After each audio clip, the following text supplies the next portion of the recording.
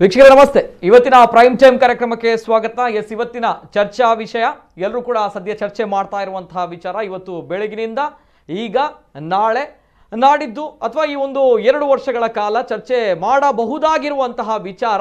ಯಾಕೆಂದರೆ ರಾಜ್ಯ ರಾಜಕಾರಣದಲ್ಲಿ ತುಂಬ ದೊಡ್ಡ ಮಟ್ಟದ ಮಹತ್ವದ ಒಂದು ಬೆಳವಣಿಗೆ ನಡೆದಿದೆ ಅನ್ನುವಂತಹ ಒಂದು ವಿಚಾರ ಎಲ್ಲರಿಗೂ ಕೂಡ ಗೊತ್ತಿರುವಂಥದ್ದು. ನಮ್ಮ ರಾಜ್ಯದ ಮುಖ್ಯಮಂತ್ರಿಗಳು BS ಯಡಿಯೂರಪ್ಪನವರು ರಾಜೀನಾಮೆಯನ್ನು ಕೊಟ್ಟಿದ್ದಾರೆ. ಹೇಗೆ ಅಂತ ಹೇಳಿದ್ರೆ ಕಣ್ಣೀರನ್ನು ಹಾಕುತ್ತಾ ರಾಜೀನಾಮೆಯನ್ನು ಕೊಟ್ಟಿದ್ದಾರೆ. BSY ಅಂತ ಹೇಳಿದಾಗ ಆ ಒಂದು ಹೆಸರಲ್ಲೇ ಏನೊಂದು ಶಕ್ತಿ ಇದೆ ಅನ್ನುವಂತಹ ವಿಚಾರ. ಬೂಕನಕೆರೆ ಸಿದ್ದಲಿಂಗಪ್ಪ ಯಡಿಯೂರಪ್ಪ ಅಂತ ಹೇಳಿದಾಗ ಏನೋ ಒಂದು ಶಕ್ತಿ ಇದೆ ಆ ವ್ಯಕ್ತಿಯಲ್ಲಿ ಅನ್ನುವಂಥದ್ದು. ಯಾಕಂದರೆ ಹುಟ್ಟು ಹೋರಾಟಗಾರರಾಗಿ ಬಂದವರು BSY ಅವರು, ದಕ್ಷಿಣ ಭಾರತದಲ್ಲಿ ಪ್ರಥಮ BJPಯ ಮುಖ್ಯಮಂತ್ರಿಯಾದವರು, ಜೊತೆಗೆ ದಕ್ಷಿಣ ಭಾರತದಲ್ಲಿ BJPಗೆ ಹೆಬ್ಬಾಗಿಲನ್ನು ತೆರೆದವರು BS ಯಡಿಯೂರಪ್ಪನವರು 4 ಬಾರಿ ಮುಖ್ಯಮಂತ್ರಿಯಾಗಿದ್ದಾರೆ. ಆದರೆ ಇಂದು ನಡೆದಂತಹ ಘಟನೆ ಏನಿದೆ ನೋಡಿ, ಇಂದು ರಾಜೀನಾಮೆಯನ್ನು ಕೊಟ್ಟಿದ್ದಾರೆ.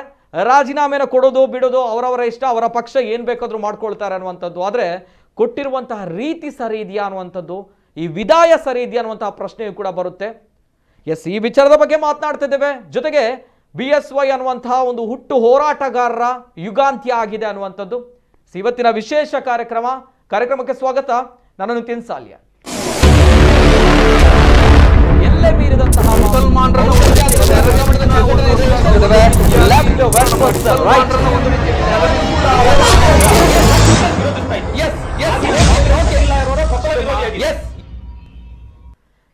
BSY ಬಗ್ಗೆ ಮಾತನಾಡೋಕ್ಕಿಂತ ಜಾಸ್ತಿ ಅವರು ನಡೆದು ಬಂದಂತಹ ದಾರಿ ಏನಿದೆ ಇದೇ ಅತ್ಯಂತ ರೋಚಕವಾಗಿರುವಂಥದ್ದು, ಜೊತೆಗೆ ರೋಮಾಂಚಕವಾಗಿರುವಂಥದ್ದು. BSY ಅಂತ ಬಂದಾಗ ಉತ್ತರ ಕರ್ನಾಟಕದಲ್ಲಿ ಮಾತ್ರ ಇವರ ಒಂದು ವರ್ಚಸ್ಸು ಅಥವಾ ತೇಜಸ್ಸು ಅಥವಾ ಇವರ ಒಂದು ತುಂಬ ದೊಡ್ಡ ಮಟ್ಟದಲ್ಲಿರುವಂತಹ ಪ್ರಭಾವಿ ನಾಯಕರಲ್ಲ, ಬದಲಾಗಿ ಕರಾವಳಿ ಭಾಗದಲ್ಲೂ ಕೂಡ ಬಹಳ ದೊಡ್ಡ ಮಟ್ಟದಲ್ಲಿ ಇವರು ಸಂಚಲನವನ್ನು ಮೂಡಿಸಿದ್ರು. ನಾವು ಕಳೆದ ಬಾರಿ ಇದರ ಬಗ್ಗೆ ಕಾರ್ಯಕ್ರಮವನ್ನು ಮಾಡಿದ್ವಿ. ಯಡಿಯೂರಪ್ಪನವರ ಬಗ್ಗೆ ಕಾರ್ಯಕ್ರಮವನ್ನು ಮಾಡಿದಾಗ ಕರಾವಳಿ ಭಾಗದ ಅದೆಷ್ಟೋ ಕರೆಗಳು ಬಂದಿತ್ತು. ಅವರ ₹1 ಅವರ ಪಕ್ಷವನ್ನು ಜನಸಂಘದಿಂದ ಸೇರಿದವರು ಕೂಡ ಕರೆ ಮಾಡಿ ಮಾತನಾಡಿದ್ರು, ಯಡಿಯೂರಪ್ಪನವರ ಬಗ್ಗೆ ಮಾತನಾಡಿದ್ರು. ಕರಾವಳಿ ಭಾಗದಲ್ಲಿ ಎಷ್ಟು ಜನರಿಗೆ ಯಡಿಯೂರಪ್ಪನವರ ಮೇಲೆ ಗೌರವ ಇದೆ ಅನ್ನುವಂತಹ ವಿಚಾರದಲ್ಲಿ ಮಾತನಾಡಿದ್ರು.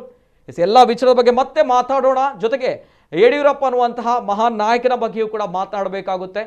ಮೊದಲೇದಾಗಿ ಅವರು ನಡೆದು ಬಂದಂತಹ ದಾರಿ ಯಾವ ರೀತಿ ಇತ್ತು ಆ್ಯಂಡ್ ಇವತ್ತಿನ ಒಂದು ವಿದಾಯದ ಭಾಷಣ ಪ್ರತಿಯೊಬ್ಬರ ಮನಸ್ಸಿನಲ್ಲಿ ತುಂಬಾನೇ ಬೇಸರವನ್ನು ತಂದಿಟ್ಟಿದೆ ಅನ್ನುವಂಥದ್ದು. ಇಂತಹ ಮಹಾನ್ ನಾಯಕನಿಗೆ ಇಂತಹ ನಿರ್ಗಮನ ಬೇಕಿತ್ತ ಅನ್ನುವಂತಹ ಪ್ರಶ್ನೆಯೂ ಕೂಡ ಬರ್ತಾ ಇದೆ. ಗೌರವಪೂರ್ಣ ವಿದಾಯವನ್ನ BJP ಪಕ್ಷ ಮಾಡಬಹುದಿತ್ತಲ್ವಾ ಅನ್ನುವಂತಹ ಪ್ರಶ್ನೆಯೂ ಕೂಡ ಕೇಳಿ ಬರ್ತಾ ಇದೆ. ನೋಡ್ಕೊಂಡು ಮುಖ್ಯಮಂತ್ರಿ ಸ್ಥಾನಕ್ಕೆ ರಾಜೀನಾಮೆ ಕೊಡಬೇಕು ಅಂತ ತೀರ್ಮಾನ ಮಾಡಿದ್ದೇನೆ. ದುಃಖದಿಂದಲ್ಲ, ಸಂತೋಷದಿಂದ, ಖುಷಿಯಿಂದ.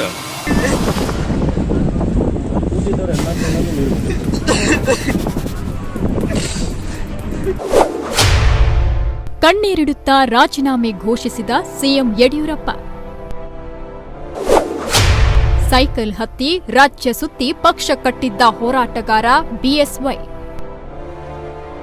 ಕರ್ನಾಟಕದ ಮಟ್ಟಿಗೆ ಛಲ ಹಾಗೂ ಹೋರಾಟದ ಮೂಲಕವೇ ಸಾರ್ವಜನಿಕ ವಲಯದಲ್ಲಿ ಹಾಗೂ ಸಾರ್ವಜನಿಕ ಜೀವನದಲ್ಲಿ ವಿಶಿಷ್ಟವಾಗಿ ಗುರುತಿಸಿಕೊಂಡ ಜನನಾಯಕರ ಪೈಕಿ ಬಿಜೆಪಿ ಪಕ್ಷದ ಹಿರಿಯ ನಾಯಕ BS ಯಡಿಯೂರಪ್ಪ ಅಗ್ರಗಣ್ಯ.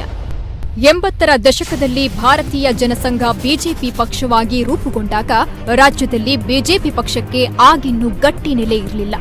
ಶಾಸಕರಾಗಿರಲಿ, ಸಂಸದರಾಗಿರಲಿ, ಸ್ಥಳೀಯ ಮಟ್ಟದಲ್ಲಿ ಪಕ್ಷ ಸಂಘಟನೆ ಮಾಡಲು ಕಾರ್ಯಕರ್ತರೂ ಸಹ ಇಲ್ಲದ ಪರಿಸ್ಥಿತಿ ಇತ್ತು.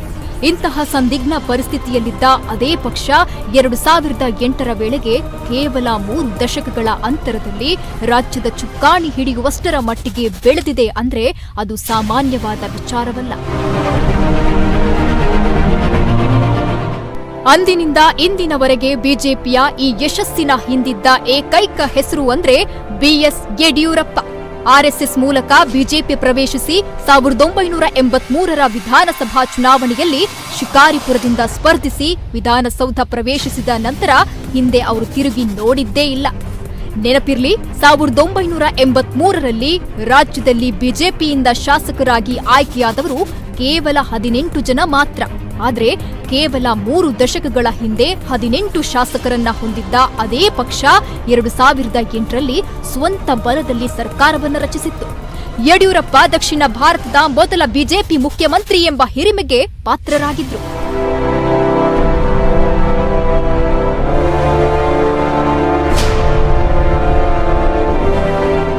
ಕಾಂಗ್ರೆಸ್ ಪಕ್ಷದ ಹಿರಿಯ ನಾಯಕ ಧರಂ ಸಿಂಗ್ ನೇತೃತ್ವದ ಕಾಂಗ್ರೆಸ್ ಸರ್ಕಾರಕ್ಕೆ ನೀಡಿದ್ದ ಬೆಂಬಲವನ್ನ 2006ರಲ್ಲಿ ಜೆಡಿಎಸ್ ವಾಪಸ್ ಪಡೆದ ನಂತರ ಬಿಜೆಪಿ ಜೊತೆಗೆ ಮೈತ್ರಿಯನ್ನ ಸಾಧಿಸಿತ್ತು. ಕುಮಾರಸ್ವಾಮಿ ಮುಖ್ಯಮಂತ್ರಿಯಾದ್ರೆ ಮೊದಲ ಬಾರಿಗೆ ಯಡಿಯೂರಪ್ಪ ಈ ರಾಜ್ಯದ ಉಪಮುಖ್ಯಮಂತ್ರಿಯಾಗಿ ಹಣಕಾಸು ಸಚಿವರಾಗಿ ಅಧಿಕಾರವನ್ನ ಸ್ವೀಕರಿಸಿದ್ರು. ದಶಕಗಳ ಹೋರಾಟದ ನಂತರ ಮೊದಲ ಬಾರಿಗೆ ಬಿಜೆಪಿ ಅಧಿಕಾರದ ಸಿಹಿಯನ್ನ ಉಂಡಿತ್ತು. ಆದರೆ ಒಪ್ಪಂದದಂತೆ 20 ತಿಂಗಳ ನಂತರ ಕುಮಾರಸ್ವಾಮಿ 2007 ಅಕ್ಟೋಬರ್ನಲ್ಲಿ ಕುಮಾರಸ್ವಾಮಿ ಅಧಿಕಾರ ಬಿಟ್ಟುಕೊಡಲು ನಿರಾಕರಿಸುತ್ತಾರೆ. ಈ ಹಿನ್ನೆಲೆ ರಾಜ್ಯದಾದ್ಯಂತ ಭಾರೀ ಗದ್ದಲವೇ ಶುರುವಾಗುತ್ತೆ. ಅಲ್ಲದೆ ಜೆಡಿಎಸ್ಗೆ ನೀಡಿದ್ದ ಬೆಂಬಲವನ್ನ ಬಿಜೆಪಿ ಹಿಂಪಡೆದಾಗ ರಾಜ್ಯದಲ್ಲಿ ರಾಷ್ಟ್ರಪತಿ ಆಳ್ವಿಕೆ ಜಾರಿಯಾಗುತ್ತೆ. ತದನಂತರ ಮತ್ತೆ 2 ಪಕ್ಷಗಳ ನಡುವಿನ ಭಿನ್ನಮತ ಶಮನಗೊಂಡು ನವೆಂಬರ್ 12, 2007ರಂದು ಯಡಿಯೂರಪ್ಪ ಈ ರಾಜ್ಯದ ಮುಖ್ಯಮಂತ್ರಿಯಾಗಿ ಮೊದಲ ಬಾರಿಗೆ ಪ್ರಮಾಣ ವಚನವನ್ನ ಸ್ವೀಕರಿಸುತ್ತಾರೆ. ಈ ಮೂಲಕ ದಕ್ಷಿಣ ಭಾರತದ ಮೊದಲ ಬಿಜೆಪಿ ಸಿಎಂ ಎಂಬ ಹೆಗ್ಗಳಿಕೆಗೂ ಪಾತ್ರರಾಗ್ತಾರೆ. ಆದರೆ ಸಚಿವರಿಗೆ ಖಾತೆ ಹಂಚಿಕೆ ವೇಳೆ ಮತ್ತೆ ಉಲ್ಬಣಗೊಂಡ ಭಿನ್ನಮತದಿಂದಾಗಿ ಮೈತ್ರಿ ಸರ್ಕಾರ ಅದೇ ವರ್ಷ ನವೆಂಬರ್ 19ರಂದು ಪತನವಾಗಿದ್ದು ಮಾತ್ರ ದುರಂತ. ಹೀಗೆ ಮೊದಲ ಬಾರಿಗೆ ಸಿಎಂ ಹುದ್ದೆಗೆ ಏರಿದ್ದ ಯಡಿಯೂರಪ್ಪ ಕೇವಲ 7 ದಿನಗಳಲ್ಲಿ ಅಧಿಕಾರವನ್ನ ಕಳೆದುಕೊಳ್ತಾರೆ. ಆದರೆ ಇಷ್ಟಕ್ಕೆ ಸುಮ್ಮನಾಗುವ ವ್ಯಕ್ತಿತ್ವ ಅವರದ್ದಲ್ಲ ಎಂಬುದು ನಂತರ ಇತಿಹಾಸವೇ ಸಾರಿ ಹೇಳುತ್ತೆ. ಬಿಜೆಪಿ ಜೆಡಿಎಸ್ ಮೈತ್ರಿ 2007ರಲ್ಲಿ ಮುರಿದು ಬಿದ್ದ ನಂತರ ರಾಜ್ಯದಾದ್ಯಂತ ಬಿಜೆಪಿ ಹಾಗೂ ಯಡಿಯೂರಪ್ಪನವರ ಕುರಿತು ಅನುಕಂಪದ ಅಲೆ ಸೃಷ್ಟಿಯಾಗುತ್ತೆ. ಪರಿಣಾಮ 110 ಸ್ಥಾನಗಳಲ್ಲಿ ಗೆಲುವು ಸಾಧಿಸಿದ್ದ ಬಿಜೆಪಿ ನಂತರ ಆಪರೇಷನ್ ಕಮಲದ ಸಹಾಯದಿಂದ ರಾಜ್ಯದಲ್ಲಿ ಮೊದಲ ಬಾರಿಗೆ ಸ್ವಂತ ಬಲದೊಂದಿಗೆ ಅಧಿಕಾರದ ಚುಕ್ಕಾಣಿಯನ್ನ ಹಿಡಿಯುತ್ತೆ. ಯಡಿಯೂರಪ್ಪ 2ನೇ ಬಾರಿ ಮುಖ್ಯಮಂತ್ರಿ ಹುದ್ದೆಗೆ ಏರ್ತಾರೆ. ಆದ್ರೆ ಆಗ್ಲೂ ಅವರನ್ನ ಪೂರ್ಣಾವಧಿಗೆ ಅಧಿಕಾರ ಚಲಾಯಿಸಲು ಸ್ವಪಕ್ಷೀಯರೇ ಬಿಟ್ಟಿರಲಿಲ್ಲ. ಸರ್ಕಾರ 1 ವರ್ಷ ಪೂರೈಸುವ ಒಳಗಾಗಿ ಅವರ ವಿರುದ್ಧ 17 ಶಾಸಕರು ಅವಿಶ್ವಾಸವನ್ನ ತೋರಿದ್ರು. ನಂತರ ಅಕ್ರಮ ಗಣಿ ಹಗರಣ ಹಾಗೂ ಡಿನೋಟಿಫಿಕೇಷನ್ ಚಕ್ರವ್ಯೂಹಕ್ಕೆ ಸಿಲುಕಿದ ಯಡಿಯೂರಪ್ಪ ಕೇವಲ 38 ತಿಂಗಳು ಅಧಿಕಾರ ನಡೆಸಿ 2012 ನವೆಂಬರ್ನಲ್ಲಿ ಜೈಲು ಪಾಲಾಗ್ತಾರೆ. ಈ ಹಿಂದೆ 3 ಬಾರಿ ಸಿಎಂ ಆಗಿ ಅಧಿಕಾರ ಸ್ವೀಕರಿಸಿದ್ದ ಯಡಿಯೂರಪ್ಪ 3 ಬಾರಿಯೂ ಪೂರ್ಣಾವಧಿ ಪೂರೈಸದೆ ತಮ್ಮ ಸ್ಥಾನಕ್ಕೆ ರಾಜೀನಾಮೆಯನ್ನ ನೀಡುತ್ತಾರೆ. ಇದೇ ಕಾರಣಕ್ಕೆ ರಾಜ್ಯ ರಾಜಕೀಯ ಇತಿಹಾಸದಲ್ಲಿ ಅವರನ್ನ ದುರಂತ ನಾಯಕ ಅಂತಲೇ ಕರೆಯಲಾಗುತ್ತೆ. ಇದೀಗ ಮತ್ತೆ 4ನೇ ಬಾರಿ ಅವರು ಮುಖ್ಯಮಂತ್ರಿಯಾಗಿ ಅಧಿಕಾರ ಸ್ವೀಕರಿಸಿ 2 ವರ್ಷ ಆಡಳಿತ ಮಾಡಿ ಇಂದು ತಮ್ಮ ಸ್ಥಾನಕ್ಕೆ ರಾಜೀನಾಮೆಯನ್ನ ನೀಡುವ ಮೂಲಕ ಮತ್ತೊಮ್ಮೆ ದುರಂತ ಇತಿಹಾಸವನ್ನ ಸೃಷ್ಟಿಸಿದ್ದಾರೆ.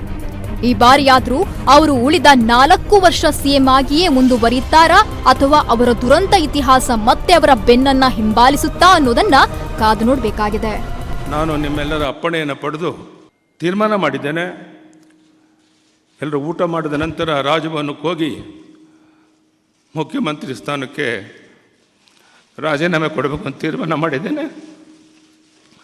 ದುಃಖದಿಂದಲ್ಲ, ಸಂತೋಷದಿಂದ, ಖುಷಿಯಿಂದ 75 ವರ್ಷ ದಾಟದಂಥ ಯಡಿಯೂರಪ್ಪನಿಗೆ ಮತ್ತೆ 2 ವರ್ಷ ಮುಖ್ಯಮಂತ್ರಿಯಾಗಿ ಮುಂದುವರಿಕೆ ಮಾಡಿಕೊಟ್ಟಂಥ ಪ್ರಧಾನಿ ನರೇಂದ್ರ ಮೋದಿ ಅವರಿಗೆ, ಅಮಿತ್ ಶಾ ಅವರಿಗೆ, ನಡ್ಡಾ ಅವರಿಗೆ ಶಬ್ದಗಳಲ್ಲಿ ಅಭಿನಂದನೆ ಸಲ್ಲಿಸೋಕ್ಕಾಗೋದಿಲ್ಲ.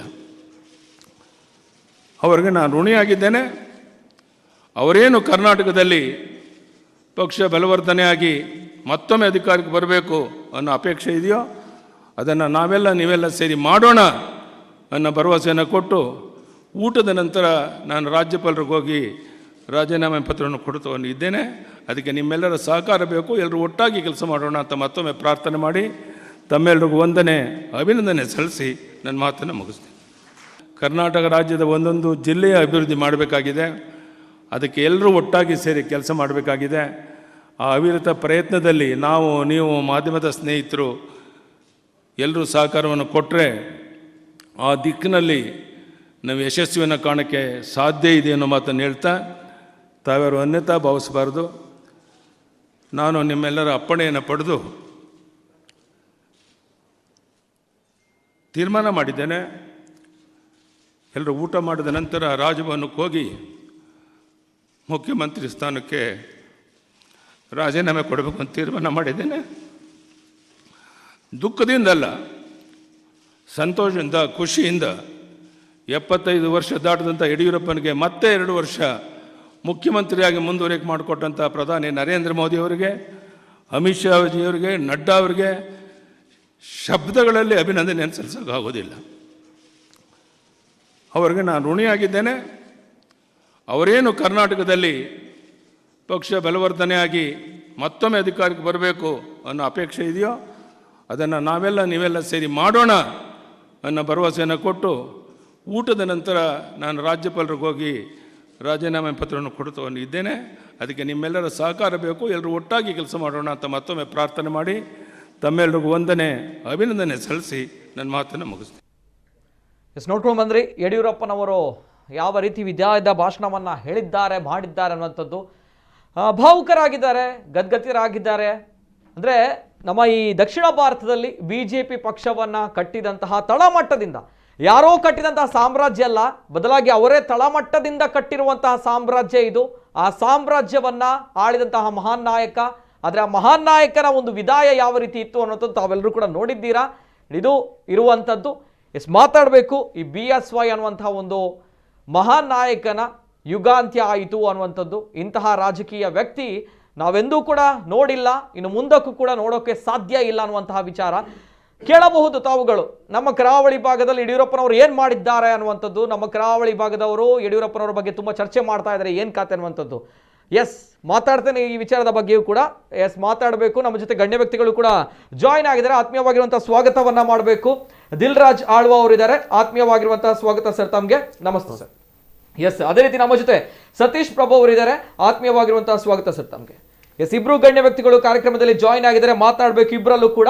ಒಂದ್ ಕಡೆ ಸತೀಶ್ ಪ್ರಭು ಅವರು, ನಾನು ಆಗ್ಲೇ ಹೇಳಿದಾಗೆ ಕರಾವಳಿಗೂ ಕೂಡ ಯಡಿಯೂರಪ್ಪನವರಿಗೂ ಕೂಡ ಅವಿನಾಭಾವ ಸಂಬಂಧ ಇರುವಂತದ್ದು. ಯಡಿಯೂರಪ್ಪನವರು ಅಂತ ಬಂದಾಗ ಕೇವಲ ಉತ್ತರ ಕರ್ನಾಟಕದಲ್ಲಿ ಮಾತ್ರ ಅಲ್ಲ, ಕರಾವಳಿ ಭಾಗದಲ್ಲಿ ಯಾವ ರೀತಿ ಇದೆ ಯಡಿಯೂರಪ್ಪ ಅಂತ ಬಂದಾಗ ಆ ಒಂದು ಹೆಸರು ಇಲ್ಲಿರುವಂತಹ ಗೊತ್ತಿರುವಂಥದ್ದು. ಕರಾವಳಿ ಅಂತ ಬಂದಾಗ ಹಿಂದುತ್ವದ ಭದ್ರಕೋಟೆ, BJPಯ ಭದ್ರಕೋಟೆ ಅನ್ನುವಂಥದ್ದು. ಇಲ್ಲಿ ಪ್ರತಿಯೊಬ್ಬ ಕಾರ್ಯಕರ್ತನಿಗೂ ಕೂಡ ಯಡಿಯೂರಪ್ಪ ಅಂತ ಹೇಳಿದ್ರೆ ಅದೇ ಭಯ, ಅದೇ ಭಕ್ತಿ, ಅದೇ ಅಭಿಮಾನ ಇರುವಂಥದ್ದು. ಅದೇ ರೀತಿ ಪ್ರತಿಯೊಬ್ಬ BJPಯ ಕಾರ್ಯಕರ್ತ, ಪ್ರತಿಯೊಬ್ಬರಿಗೂ ಕೂಡ ಯಡಿಯೂರಪ್ಪ ಅಂತ ಹೇಳಿದ್ರೆ ಅದೇ ಗೌರವ. ಜೊತೆಗೆ ಯಡಿಯೂರಪ್ಪನವರ ಬಗ್ಗೆ ಸತೀಶ್ ಪ್ರಭು ಪ್ರತಿ ಬಾರಿ ಹತ್ತಿರದಿಂದ ನೋಡಿದವರು, ಯಡಿಯೂರಪ್ಪನವರ ಬಗ್ಗೆ ಸಂಬಂಧ ಕೂಡ ಇರುವವರು, ಗೊತ್ತಿದೆ ಯಾವ ರೀತಿ ಇದೆ ಅನ್ನುವಂಥದ್ದು. ಯಾವ ರೀತಿ ಇದ್ದಾರೆ ಯಡಿಯೂರಪ್ಪ ಅನ್ನುವಂಥದ್ದು ಮಾತಾಡಬೇಕು ಅವ್ರ ಜೊತೆಗೆ ದಿಲ್ರಾಜ್ ಆಳ್ವ ವೈ ಅನ್ನುವಂಥದ್ದು ಅನೇಕ ಜನರು ಕೇಳಬಹುದು. ದಿಲ್ರಾಜ್ ಆಳ್ವ ಅವರು ಸಾಮಾಜಿಕ ಜಾಲತಾಣದಲ್ಲಿ ಯಡಿಯೂರಪ್ಪನವರ ಬಗ್ಗೆ ಒಂದು ತುಂಬಾ ದೊಡ್ಡ ಮಟ್ಟದಲ್ಲಿ ಸವಿಸ್ತಾರವಾಗಿ ಒಂದು ಆರ್ಟಿಕಲ್ ಅನ್ನ ಬರೆದಿದ್ದಾರೆ. ಯಡಿಯೂರಪ್ಪನವರಿಗೆ, ಇಂತಹ ಮಹಾನ್ ನಾಯಕನಿಗೆ ಒಂದು ಗೌರವಪೂರ್ಣವಾಗಿರುವಂತಹ ವಿದಾಯ ಬೇಕಾಗಿತ್ತು ಅನ್ನುವಂಥದ್ದು ಪ್ರತಿ ವಿಚಾರಗಳ ಬಗ್ಗೆ ಸಂಕ್ಷಿಪ್ತವಾಗಿ ಬರೆದಿದ್ದಾರೆ. ಬಹುಶಃ ಇದು ಈ ಸಂದರ್ಭಗಳಲ್ಲಿ ಈ ಒಂದು ಮಹಾನ್ ನಾಯಕನಿಗೆ ಈ ರೀತಿಯಾದ್ರೂ ನಾವು ಸ್ವಲ್ಪವಾದ್ರೂ ಗೌರವ ಕೊಡಬೇಕು ಅಂತ ಒಂದು ಮನಸ್ಸು ಅನಿಸಿತ್ತು. ಅದಕ್ಕೋಸ್ಕರ ಇವತ್ತಿನ ಕಾರ್ಯಕ್ರಮ. So that's why welcome Dilraj Alva and Satish Prabhu ಅವರು ಸರ್. ಬೋತ್ ಆಫ್ ಯು ಮಾತಾಡಬೇಕು ಅನೇಕ ವಿಚಾರಗಳ ಬಗ್ಗೆ. ಫಸ್ಟ್ ರಿಯಾಕ್ಷನ್, ನಾನು ಸತೀಶ್ ಪ್ರಭು ಅವ್ರ ಜೊತೆ ಹೋಗ್ತಾ ಇದ್ದೇನೆ. ಅದೇ ರೀತಿ ಕಾರ್ಯಕ್ರಮ ನೋಡ್ತಾ ಇದ್ದೀರಾ ಕರಾವಳಿಗರು, ತಮ್ಮಲ್ಲೂ ಕೂಡ ಈ ಒಂದು ವಿಚಾರದ ಬಗ್ಗೆ ಆಗಿರುವಂತಹ ಘಟನೆ ಅಥವಾ ರಾಜೀನಾಮೆಯ ಬಗ್ಗೆ ಮಾತಾಡಬೇಕು ಅಂತ ಇದ್ರೆ ನೇರವಾಗಿ ಕರೆ ಮಾಡಬಹುದು. ಜೊತೆಗೆ ಇತರ ನಾಯಕರ ಹೆಸರುಗಳು ಬರ್ತಾ ಇದೆ, ಮುಂದಿನ ಮುಖ್ಯಮಂತ್ರಿ ಯಾರು ಅನ್ನುವಂತಹ ವಿಚಾರಗಳಲ್ಲಿ ಆ ಬಗ್ಗೆ ಕೂಡ ಸ್ವಲ್ಪ ಸ್ಟಡಿಯನ್ನ ಮಾಡಿದೆ ನಮ್ಮ ಕುಡ್ಲವಾಹಿನಿ. ಅದನ್ನು ಕೂಡ ನಾವು ಪ್ರಸ್ತುತಪಡಿಸ್ತೇವೆ ಸ್ವಲ್ಪ ಹೊತ್ತಲ್ಲಿ. ಮೊದಲಾಗಿ ಮಹಾನ್ ನಾಯಕರ ಬಗ್ಗೆ ಕೂಡ ಸ್ವಲ್ಪ ಮಾತನಾಡಬೇಕು, ಯಾಕಂದ್ರೆ ಬೇಕಾಬಿಟ್ಟಿ ಅಲ್ಲಿಗೆ ಬಿಡುವಂತದ್ದು ಜಯಮಾನ ಅಲ್ವೇ ಅಲ್ಲ. Sir, first reaction Satish Prabhu ಅವರು. ಯಡಿಯೂರಪ್ಪ ಅಂತ ಬಂದಾಗ ಹುಟ್ಟು ಹೋರಾಟಗಾರ, ಸೈಕಲ್ ಅನ್ನ ಹತ್ತಿ ರಾಜ್ಯವನ್ನ ಸುತ್ತಿ ಪಕ್ಷವನ್ನ ಕಟ್ಟಿದಂಥವ್ರು, ಮಹಾನ್ ನಾಯಕ ಅಂತ ಹೇಳಿದ್ರೆ ತಪ್ಪಾಗುತ್ತಾ ಸರ್? ಏನ್ ಹೇಳ್ತಾರೆ? ಸಂಘಟನೆಯನ್ನು ತನ್ನ ಕುಟುಂಬದ ರೀತಿಯಲ್ಲಿ ಭಾವಿಸಿಕೊಂಡು ಅವರು ಕೆಲಸ ಮಾಡಿರುವಂತಹ ವ್ಯಕ್ತಿ ಯಡಿಯೂರಪ್ಪನವರು. ಅವರು ಭಾರತೀಯ ಜನತಾ ಪಾರ್ಟಿಯಲ್ಲಿ ಸತತವಾಗಿ ಒಟ್ಟು 7 ಬಾರಿ ಶಾಸಕರಾಗಿ ಆಯ್ಕೆಯಾಗಿ ಪ್ರತಿಯೊಂದು ಸಂದರ್ಭದಲ್ಲಿ ಕೂಡ ಅವರು ಅಭಿವೃದ್ಧಿಯ ಬಗ್ಗೆಯೂ ಯೋಚನೆಗಳನ್ನು ಮಾಡಿದರು. ಇವತ್ತು ನಾವು ಶಿವಮೊಗ್ಗ ಜಿಲ್ಲೆಯನ್ನು ಮಾತ್ರ ಅಲ್ಲ, ಇಡೀ ರಾಜ್ಯದ ಅಭಿವೃದ್ಧಿಯಲ್ಲಿ ಯಡಿಯೂರಪ್ಪನವರ ಪಾತ್ರ ತುಂಬ ಮಹತ್ವವಾಗಿರುವಂಥದ್ದು. ತಾವು ಈಗಾಗಲೇ ಇಲ್ಲಿ ಕರಾವಳಿಯಲ್ಲಿ ಕೂಡ ಮೀನುಗಾರರ ಬಗ್ಗೆ ಇರ್ಬೋದು ಅಥವಾ ಇಲ್ಲಿಯ ರಸ್ತೆಗಳ ಅಭಿವೃದ್ಧಿಯ ಬಗ್ಗೆ ಇರ್ಬೋದು, ವಿಶೇಷವಾಗಿ ಯೋಚನೆಗಳನ್ನು ಮಾಡಿ ಅನುದಾನಗಳನ್ನು ಕೊಟ್ಟಿರುವಂಥ ಸನ್ಮಾನ್ಯ BS ಯಡಿಯೂರಪ್ಪನವರು. ಇದೇ ಜಿಲ್ಲೆಯವರು, ಅಂದರೆ ಹಿಂದಿನ ಅವಿಭಜಿತ ಜಿಲ್ಲೆಯ ಮುಖ್ಯಮಂತ್ರಿಗಳು ಆಗಿದ್ದರೂ ಸಹ ಈ ಜಿಲ್ಲೆಯ ಅಭಿವೃದ್ಧಿಯಲ್ಲಿ ತನ್ನದೇ ಆಗಿರೋ ಛಾಪವನ್ನು ಮೂಡಿಸಿರುವಂಥದ್ದು ಸನ್ಮಾನ್ಯ ಯಡಿಯೂರಪ್ಪನವರು. ಈ ರೀತಿಯಲ್ಲಿ ಪ್ರತಿಯೊಂದು ವರ್ಗದ ಬಗ್ಗೆ, ಮತ್ತು ಪ್ರತಿಯೊಂದು ಸಮಾಜದ ಬಗ್ಗೆ ಯೋಚನೆಗಳನ್ನು ಮಾಡಿ ಸಹಜವಾಗಿರ್ತಕ್ಕಂಥ ಮತ್ತು ಪ್ರಾಮಾಣಿಕವಾಗಿರ್ತಕ್ಕಂಥ ಕಾಳಜಿಯಿಂದ ಕೆಲಸ ಕಾರ್ಯಗಳನ್ನು ಸನ್ಮಾನ್ಯ ಯಡಿಯೂರಪ್ಪನವರು ಮಾಡಿದ್ದಾರೆ. ಅವರು ಪ್ರತಿಯೊಂದು ಸಂದರ್ಭದಲ್ಲಿ ಕೂಡ ಅವರ ರಾಜಕೀಯದ ಅವರ ಸಾಗುವಂತಹ ಹಾದಿ ಇದೆಯಲ್ಲ ಸಮಸ್ಯೆಗಳ ಸುಳಿಯಾಗಿತ್ತು ಅನೇಕ ಸಂದರ್ಭಗಳಲ್ಲಿ. ಆದರೆ ಯಾವುದೇ ಸಂದರ್ಭಗಳಲ್ಲಿ ಎದೆಗುಂದದೆ ಸಮಸ್ಯೆಗಳನ್ನು ಸವಾಲಾಗಿ ಸ್ವೀಕರಿಸಿಕೊಂಡು ಅದನ್ನು ಮುಂದೆ ಸಮರ್ಥವಾಗಿ ನಿಭಾವಣೆಯನ್ನು ಕೂಡ ಮಾಡಿದರು. ಇವತ್ತು ಭಾರತೀಯ ಜನತಾ ಪಾರ್ಟಿಯ ನಾಯಕರುಗಳು ಮಾತ್ರ ಅಲ್ಲ, ಕಾರ್ಯಕರ್ತರು ಮಾತ್ರ ಅಲ್ಲ, ಕರ್ನಾಟಕ ರಾಜ್ಯದ ಪ್ರತಿಯೊಬ್ಬ ರಾಜಕೀಯ ಕಾರ್ಯಕರ್ತ ಅಥವಾ ರಾಜಕೀಯ ನಾಯಕ ಅಭಿಮಾನ ಪಟ್ಕೊಳ್ಳುವಂತಹ ವ್ಯಕ್ತಿ ಸನ್ಮಾನ್ಯ BS ಯಡಿಯೂರಪ್ಪನವರು. ನಾವು ಇವತ್ತು ಅನೇಕ ಇತರ ಪಕ್ಷದ ನಾಯಕರ ಮಾತುಗಳನ್ನು ಕೂಡ ನಾವು ಗಮನಿಸ್ತಾ ಇದ್ದೀವಿ. ಯಾವ ರೀತಿಯಲ್ಲಿ ಅಭಿಮಾನವನ್ನು ಯಡಿಯೂರಪ್ಪರ ಮೇಲೆ ಇಟ್ಕೊಂಡಿದ್ದಾರೆ. ರಾಜಕೀಯ ಭಿನ್ನಾಭಿಪ್ರಾಯಗಳು ಯಾವುದೇ ಇರಬಹುದು, ಆದರೆ ರಾಜ್ಯದ ಅಭಿವೃದ್ಧಿಯಲ್ಲಿ ಅವರ ಪಾತ್ರ ಏನಿದೆ ಇದರ ಬಗ್ಗೆ ಎರಡು ಮಾತಿಲ್ಲ. ಆದ್ದರಿಂದ ಅಂತಹ ಒಂದು ವ್ಯಕ್ತಿ ಅಂದರೆ 1983ರಲ್ಲಿ ಅವರು ಪ್ರಥಮತಃ ಅವರು ಶಾಸಕರಾಗಿ ಆಯ್ಕೆಯಾದ ನಂತರ ಅವರ ಯೋಚನೆ ಏನಾಗಿತ್ತು ಅಂದರೆ ರಾಜ್ಯದ ಅಭಿವೃದ್ಧಿ ಬಗ್ಗೆ ಮತ್ತು ಪಕ್ಷವನ್ನು ಯಾವ ರೀತಿಯಲ್ಲಿ ಕಟ್ಟಿ ಬೆಳೆಸಬೇಕು, ಈ ರೀತಿಯಾಗಿ ನಿರಂತರವಾಗಿ ಎಲ್ಲ ಜಿಲ್ಲೆಗಳಿಗೂ ಸಂಪರ್ಕವನ್ನು ಮಾಡುವಂಥದ್ದು, ಕಾರ್ಯಕರ್ತರ ಜೊತೆ ಒಡನಾಟವನ್ನು ಇಟ್ಕೊಂಡಿರುವಂಥದ್ದು, ಪ್ರತಿಯೊಂದು ಸಣ್ಣ ಸಣ್ಣ ವಿಷಯಗಳ ಬಗ್ಗೆ ಕೂಡ ಮುತುವರ್ಜಿನ ವಹಿಸಿಕೊಂಡು ಅಭಿವೃದ್ಧಿಯ ಮಂತ್ರವನ್ನು ಜಪಿಸಿರುವಂತಹ ವ್ಯಕ್ತಿ ಮತ್ತು ವೃದ್ಧರಿಂದ ಹಿಡಿದುಕೊಂಡು ಮಕ್ಕಳವರೆಗೆ ಮಹಿಳೆಯರಿರ್ಬೋದು, ಬೇರೆ ಬೇರೆ ಸಮಾಜದ ವರ್ಗಗಳಿರ್ಬೋದು, ಎಲ್ಲರ ಬಗ್ಗೆ ಚಿಂತನೆಗಳನ್ನು ಮಾಡಿದರು. ಅವರಿಗೆ ಕಾರ್ಯಕ್ರಮವನ್ನು ರೂಪಣವನ್ನು ಮಾಡಿದರು. ಯಾವಾಗ ಅಧಿಕಾರ ಅವರಿಗೆ ದೊರೆಯಿತೋ ಅದನ್ನು ಸಮರ್ಥವಾಗಿ ಮತ್ತು ರಾಜ್ಯದ ಅಭಿವೃದ್ಧಿಗೆ ಅವರು ಮೀಸಲಾಗಿಟ್ಟರು ಮತ್ತು ಅದರಲ್ಲಿ ಯಶಸ್ವಿಯನ್ನು ಕಂಡರು. ರಾಜ್ಯದ ಪ್ರತಿಯೊಬ್ಬ ಮತದಾರ ಕೂಡ ಅವರ ಬಗ್ಗೆ ಹೆಮ್ಮೆಯಿಂದ, ಅವರ ಬಗ್ಗೆ ಗರ್ವದಿಂದ, ಅವರ ಮೇಲೆ ವಿಶ್ವಾಸದಿಂದ ಇವತ್ತು ಇದ್ದಾರೆ. ಎಸ್ ಇದು ಸತೀಶ್ ಪ್ರಭು ಅವರ ಮಾತುಗಳು. ಮಾತಾಡಬೇಕಿನ್ನು ಮುಂದಕ್ಕೆ ಯಡಿಯೂರಪ್ಪನವರ ಬಗ್ಗೆ. Yes sir, before that Dilraj Alva ಅವರಿದ್ದಾರೆ. ಎಸ್ ಸರ್, ಫಸ್ಟ್ ರಿಯಾಕ್ಷನ್, ತಾವು ಸುದೀರ್ಘವಾಗಿರುವಂತಹ ಒಂದು ಆರ್ಟಿಕಲ್ ಅನ್ನು ಕೂಡ ಬರೆದಿದ್ರಿ, ಬಹುಶಃ ಮಾತನಾಡಬಹುದು ಅನ್ನೋದು ಇವತ್ತಿನ ಒಂದು ಘಟನೆಯ ಬಗ್ಗೆಯೂ ಕೂಡ, ರಾಜೀನಾಮೆಯ ಬಗ್ಗೆ ಕೂಡ. Yes sir, first reaction. ನೋಡಿ ನಿತಿನ್, ಪ್ರಥಮವಾಗಿ ನಾನು ಯಾವುದೇ ಪಕ್ಷದ ಕಾರ್ಯಕರ್ತನಲ್ಲ. ಇವತ್ತು ನೀವು ಕೇಳಿದ್ರಿ ದಿಲ್ರಾಜ್ ಅಂತೇಳಿ. ಇವತ್ತು ನಾನು ಸನ್ಮಾನ್ಯ BS ಯಡಿಯೂರಪ್ಪರನ್ನು ಅವರ ನಾಯಕತ್ವ ಗುಣದಿಂದ ಮತ್ತು ಆ ನಾಯಕತ್ವದ ಗುಣ ನಮ್ಮಂಥ ಯುವಕರು ಯಾವ ರೀತಿ ಮುಂದಕ್ಕೆ ಸಮಾಜಕ್ಕೆ ಯಾವ ರೀತಿ ನಮ್ಮ ನಾಯಕತ್ವದಲ್ಲಿ ಸಮಾಜಕ್ಕೆ ಏನು ಮಾಡ್ಬೋದು, ಈ ಒಂದು ವ್ಯಕ್ತಿತ್ವವನ್ನು ನಾನು ನೋಡ್ತಾ ಇದ್ದೇನೆ. ಇವತ್ತು ಮುಖ್ಯವಾಗಿ ನಾನು ಗಮನಿಸಬೇಕೇನಂತ ಹೇಳಿದರೆ ಅವರ ಹೋರಾಟದ ಶೈಲಿ ಮತ್ತು ಅವರ ಛಲ, ಈ ಎರಡೂ ಇವತ್ತಿನ ನಮ್ಮಂಥ ಯುವಕರಿಗೆ ಬೇಕಾದದ್ದು, ಇವತ್ತಿನ ರಾಜಕೀಯ ಪರಿಸ್ಥಿತಿಗೆ ಕೂಡ ಬೇಕಾದದ್ದು. ಯಾವುದೇ ರಾಜಕೀಯ ವ್ಯಕ್ತಿಯಾಗಿಲ್ಲ ಅಥವಾ ಸಾಮಾಜಿಕವಾಗಿ ಒಬ್ಬ ಏನು ಸಮಾಜಕ್ಕೆ ಏನಾದರೂ ಕೆಲಸ ಮಾಡುವಂಥ ವ್ಯಕ್ತಿಗೆ ಇರಬೇಕಾದ ಎರಡು ಗುಣಗಳು. ಇವತ್ತು 1970ರ ದಶಕದಲ್ಲಿ ಭೂಮಿ ರಹಿತ ಹೋರಾಟಗಳು, ಭೂಮಿ ರಹಿತ ಏನು ರೈತರಿಗೆ ಜಾಗದ ವಿಷಯದಲ್ಲಿ ಅವರಿಗೆ ಸರ್ಕಾರ ಭೂಮಿ ಕೊಡಬೇಕು, ಜೀತದಾಳು ಪದ್ಧತಿಯನ್ನು ನಿರ್ಮೂಲನೆ ಮಾಡಬೇಕಂತ ಹೇಳುವಂಥ ಏನು ಪ್ರಾರಂಭವಾದಂಥ ಹೋರಾಟ, ಅದಾದಮೇಲೆ ಈಗಿನವರೇ ಏನು ಹೋರಾಟದ ಮನೋಭಾವ ಇಟ್ಕೊಂಡು ಬಂದಂಥ ಒಬ್ಬ ಸಾಮಾನ್ಯ ಕಾರ್ಯಕರ್ತ, ಹೋರಾಟದ ಕಾರ್ಯಕರ್ತ ಅಂತ ಹೇಳಿಕೆ ನಾನು ಬಯಸ್ತೇನೆ.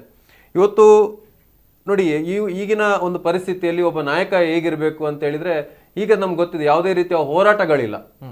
ಆ ಒಂದು ಸಾಮಾಜಿಕವಾಗಿ ಯಾವ ರೀತಿ ನಾನು ಸಮಾಜಕ್ಕೆ ಏನು ಒಳಿತು ಮಾಡ್ಬೋದು, ರೈತರ ಪರವಾಗಿ ಎತ್ತಿದಂತಹ ಧ್ವನಿ.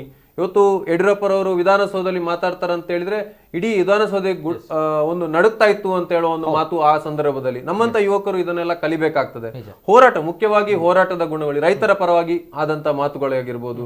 ಅಥವಾ ಇವತ್ತು ನೋಡಿ, ಒಬ್ಬ ನಾಯಕ ಅಂತ ಹೇಳಿದ ತಕ್ಷಣ ನಮ್ಮಂತವ್ರು ಯಾವ ರೀತಿ, ಒಬ್ಬ ನಾಯಕನ ಯಾರೇ ಆಗಿರ್ಬೋದು, ಯಾವುದೇ ಪಕ್ಷ ಆಗಿರ್ಬೋದು, ನಾಯಕನ ಗುಣ ಯಾವ ರೀತಿ ಇರಬೇಕು, ಅದು ನಮ್ಮ ಇವತ್ತು ದಕ್ಷಿಣ ಕನ್ನಡದ ಮಟ್ಟದಲ್ಲಿ ಮಾತಾಡೋದು ಜನಾರ್ದನ್ ಪೂಜಾರಿ ಅವರ ಒಂದು ವ್ಯಕ್ತಿತ್ವ, ಅಥವಾ ರಾಜ್ಯ ರಾಜಕಾರಣದಲ್ಲಿ ಈಗಿನ ನಮ್ಮ ಸಿದ್ದರಾಮಯ್ಯ ಅವರ ವ್ಯಕ್ತಿತ್ವ ಆಗಿರ್ಬೋದು, ಭಿನ್ನಾಭಿಪ್ರಾಯ ಇರ್ಬೋದು. ಇವತ್ತು ಪಕ್ಷದ ನಡುವೆ ಭಿನ್ನಾಭಿಪ್ರಾಯ, ಅದರ ವ್ಯಕ್ತಿತ್ವ ಬಗ್ಗೆ ಯಾವ ರೀತಿ ಯುವಕರು ಹೋಗ್ಬೋದು, ಮುಂದಿನ ದಿವಸಗಳಲ್ಲಿ ಯಾವ ರೀತಿ ಸಮಾಜಕ್ಕೆ ನಮ್ಮ ಕೊಡುಗೆಯನ್ನು ಕೊಡ್ಬೋದು, ಅದು ನಮ್ಮ ಏನು ರಾಮಕೃಷ್ಣ ಹೆಗ್ಡೆ ಆಗಿರ್ಬೋದು. ಇವನ್ನೆಲ್ಲ ಬಗ್ಗೆ ನಾವು ನೋಡ್ತಾ ಬರೋದಾದ್ರೆ, ಈಗ ಇಲ್ಲರೆ ನಮ್ಮ ನಜೀರ್ ಸಾಬ್ ಅಂತ ಹೇಳೋ ಒಂದು ಆ ವ್ಯಕ್ತಿತ್ವ ಆಗಿರ್ಬೋದು, ಇದನ್ನೆಲ್ಲ ನಾವು ನೋಡ್ಬೇಕಾಗ್ತದೆ. ಇವತ್ತು ವಿಶೇಷವಾಗಿ ಇವತ್ತು ನಾನು ಬರೆದಂತ ಒಂದು ಆರ್ಟಿಕಲ್ ಆಗಿರ್ಬೋದು.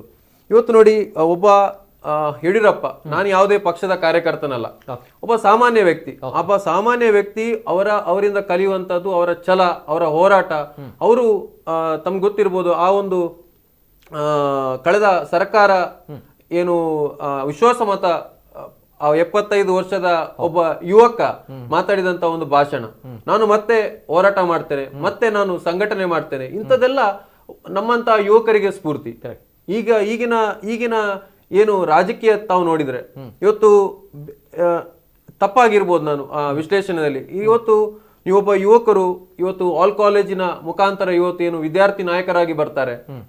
1 ವರ್ಷದ ಮಟ್ಟಿಗೆ ನೀವು ಅಲ್ಲಲ್ಲಿ ನೀವು ಏನು ಫ್ಲೆಕ್ಸ್ಗಳನ್ನು ಕಾಣ್ತಾರೆ, ಆದ್ರೆ ಅವ್ರು ಎಲ್ಲಿಯೂ ಸಮಾಜದಲ್ಲಿ 10-15 ವರ್ಷ ಆಯ್ತು ಯಾವುದೇ ಒಂದು ಹೋರಾಟದ ಮನೋಭಾವ ಇಲ್ಲ. ಇವತ್ತು ದಕ್ಷಿಣ ಕನ್ನಡದಲ್ಲಿ ಮಾತಾಡಿದ್ರೆ ಹಲವಾರು ಹೋರಾಟಗಳನ್ನು ಮಾಡಿ ಇವತ್ತು ಪಕ್ಷ ಅಥವಾ ಸಾಮಾಜಿಕವಾಗಿ ನಾವು ಬಲಪಡಿಸಬಹುದು, ನಮ್ಮನ್ನು ನಾವೇ ಒಂದು ನಾಯಕತ್ವದ ಗುಣಗಳನ್ನು ಬೆಳೆಸಬಹುದು. ಇದೆಲ್ಲ ಇವತ್ತು ಕಳೆದೋಗಿದೆ. ಇವತ್ತು ನಾಯಕರು ಯಾರು ಅಂತ ಹೇಳಿದ್ರೆ, ಯಾರು ನಾಯಕರೊಟ್ಟಿಗೆ ಇರ್ತಾರೆ ಅವರ ಹಿಂಬಾಲಕರಾಗಿರ್ತಾರೆ, ಅವ್ರ ನಾಯಕರು. ಇವರು ಇಂಥ ಒಂದು ಹೋರಾಟಗಾರ ಅದು ಯಾವುದೇ ಪಕ್ಷದಲ್ಲಿ ಇರಿ, ನಾವು ಇವತ್ತು ಅಪ್ರಿಶಿಯೇಟ್ ಮಾಡಲೇಬೇಕಾಗ್ತದೆ. ಮತ್ತು ಅಂತ ಒಂದು ಗುಣಗಳನ್ನು ನಾವು ಕೂಡ ಮೈಗೂಡಿಸೋದು ಹೇಗೆ ಅಂತ ಹೇಳುವ ಒಂದು ಆಲೋಚನೆಗಳನ್ನು ನಾವು ಮಾಡಬೇಕಾಗ್ತದೆ. ಓಕೆ ಎಸ್, ಇದು ದಿಲ್ ರಾಜ್ ಅವರ ಮಾತುಗಳು. ಎಸ್, ಪಕ್ಷಕ್ಕೆ ಹೊರತಾಗಿ ನಾನು ಮಾತನಾಡ್ತಿರುವಂಥದ್ದು ನಾಯಕನ ಗುಣಗಳಿಂದ BSY ಅವರು ಇಷ್ಟ ಆಗಿದ್ದಾರೆ ಅನ್ನುವಂಥದ್ದು. ಈ ಹಿಂದೆ ಕೂಡ ನಾವು ಮಾತಾಡಿದ್ವಿ ಯಡಿಯೂರಪ್ಪನವರ ಬಗ್ಗೆ, ಕರಾವಳಿಗಿರುವಂತಹ ಸಂಬಂಧದ ಬಗ್ಗೆ. ಇಲ್ಲಿರುವಂತಹ ಪ್ರತಿಯೊಬ್ಬ ಕಾರ್ಯಕರ್ತನಿಗೂ ಕೂಡ ಯಡಿಯೂರಪ್ಪ ಅಂತ ಹೇಳಿದ್ರೆ, ಪ್ರತಿಯೊಬ್ಬ ಇಲ್ಲಿರುವ ಪ್ರಜೆಗೂ ಕೂಡ ಯಡಿಯೂರಪ್ಪ ಅಂತ ಹೇಳಿದ್ರೆ ಬಹಳ ಗೌರವ ಇದೆ, ಅಭಿಮಾನ ಇದೆ ಅನ್ನುವಂಥದ್ದು. ಅದಕ್ಕೆ ಕಾರಣ ಕಳೆದ ಬಾರಿ ನಮ್ಮ ಮಂಗಳೂರಿಗೆ ಸನ್ಮಾನ್ಯ ಪ್ರಧಾನಮಂತ್ರಿ ನರೇಂದ್ರ ಮೋದಿಜಿಯವರು ಬಂದಾಗ, ಅವರು ವೇದಿಕೆ ಹತ್ತಿದಾಗ ಆವಾಗ ಜನರ ರಿಯಾಕ್ಷನ್ ಯಾವ ರೀತಿ ಇತ್ತು, ತದನಂತರ ಯಡಿಯೂರಪ್ಪನವರು ವೇದಿಕೆ ಹತ್ತಿದಾಗ ಜನರ ರಿಯಾಕ್ಷನ್ ಯಾವ ರೀತಿ ಇತ್ತು, ಜನರು ಯಾವ ರೀತಿ ಚಪ್ಪಾಳೆಯನ್ನ, ಸೆಳ್ಳೆಯನ್ನ, ಬೊಬ್ಬೆಯನ್ನ ಹಾಕಿದ್ರು. ಎಸ್, ಎಲ್ಲರಿಗೂ ಕೂಡ ಗೊತ್ತಿರುವಂಥದ್ದು ನಮ್ಮ ಕರಾವಳಿಯ ಜನತೆ ಕೊಟ್ಟಿರುವಂತಹ ಒಂದು ಅಭಿಮಾನ, ಗೌರವ ಯಡಿಯೂರಪ್ಪನವರಿಗೆ ಕಂಪೇರ್ ಟು ನರೇಂದ್ರ ಮೋದಿ. ಇಲ್ಲಿ ಯಾರಿಗೂ ಕೂಡ ಕಂಪೇರ್ ಮಾಡ್ತಲ್ಲ, ಬಟ್ ಸ್ಟಿಲ್ ಪ್ರಧಾನಿಗೂ ನಮ್ಮ ರಾಜ್ಯದ ಮುಖ್ಯಮಂತ್ರಿಗೂ ಇರುವಂತಹ ಒಂದು ಏನು ವ್ಯತ್ಯಾಸ ಇಲ್ಲಿ ಇದೆ ಅನ್ನುವಂಥದ್ದು ಅನೇಕ ಜನರು ಈಗಲೂ ಕೂಡ ಹೇಳ್ತಾರೆ.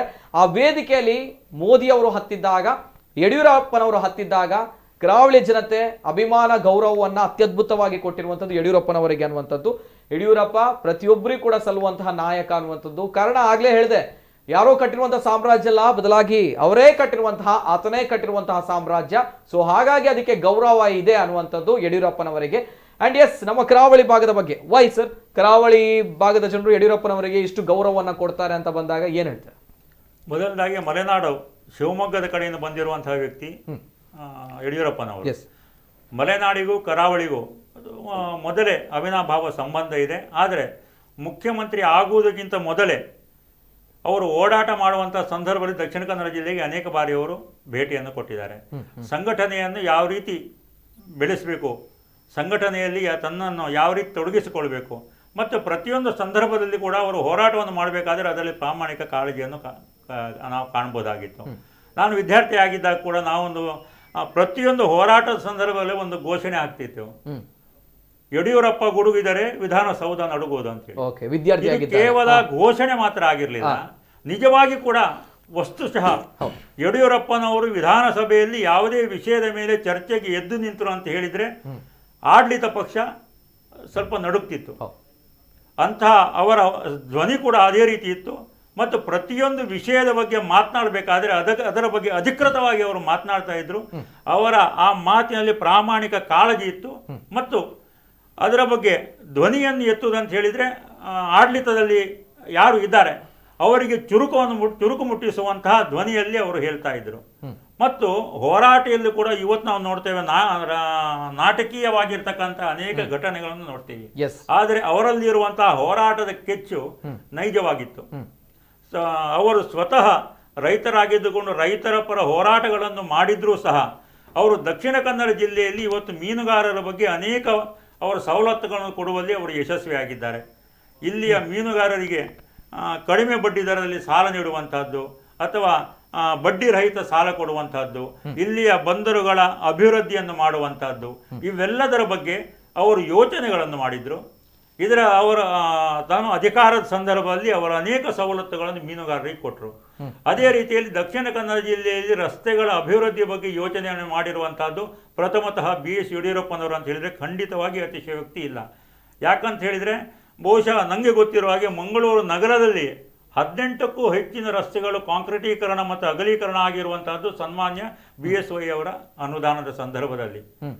ಇಷ್ಟು ಮಾತ್ರ ಅಲ್ಲ, ಅವರು ಸಮಗ್ರವಾಗಿ ಕೂಡ ಅವರು ಯೋಚನೆಗಳನ್ನು ಮಾಡ್ತಾ ಇದ್ರು.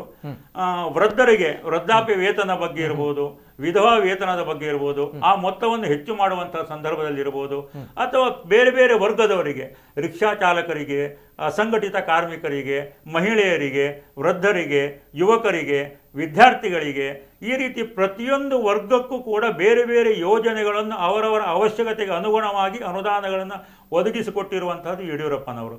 ಆದರೆ ಸಹಜವಾಗಿ ಕರಾವಳಿಗರಿಗೆ ಯಡಿಯೂರಪ್ಪರ ಮೇಲೆ ಅಭಿಮಾನ ಇದೆ, ಯಡಿಯೂರಪ್ಪರ ಬಗ್ಗೆ ಹೆಮ್ಮೆ ಇದೆ. ಅವರು ಪ್ರತಿಯೊಂದು ಸಂದರ್ಭದಲ್ಲಿ ಕೂಡ ಮಂಗಳೂರು ಭೇಟಿ ಮಾಡುವ ಸಂದರ್ಭದಲ್ಲಿ ಅವರ ಮಾತುಗಳು ಇಲ್ಲಿಯ ಯುವಕರಿಗೆ ಪ್ರೇರಣೆ ಆಗ್ತಿತ್ತು. ಈ ರೀತಿಯಲ್ಲಿ ಪ್ರತಿಯೊಂದು ನಡೆ ಮತ್ತು ನುಡಿ ಅವ್ರದ್ದು ಒಂದೇ ಆಗಿತ್ತು. ಮತ್ತೆ ನಾನು ಅವರನ್ನು ಪ್ರಥಮತಃ ಭೇಟಿ ಮಾಡಲು ನಾನು ವಿದ್ಯಾರ್ಥಿ ಆಗಿರೋ ಸಂದರ್ಭದಲ್ಲಿ ನಮ್ಮ ವಿದ್ಯಾರ್ಥಿಗಳ ಒಂದು ಸಮಾವೇಶ ಶಿವಮೊಗ್ಗದಲ್ಲಿ ಆಗಿತ್ತು. ಎಸ್ ಸರ್, ಬರ್ತೀನಿ, ಮಾತಾಡ್ತೇನೆ, ಈ ವಿಚಾರದ ಬಗ್ಗೆ ಮಾತಾಡ್ತೇನೆ. ಜೊತೆಗೆ ಕರೆ ಇದೆ, ಹರಿಶ್ಚಂದ್ರ ಪೂಜಾರಿ ಅವರು ಕರೆ ಮಾಡಿದ್ದಾರೆ. ಸರ್ ನಮಸ್ತೆ.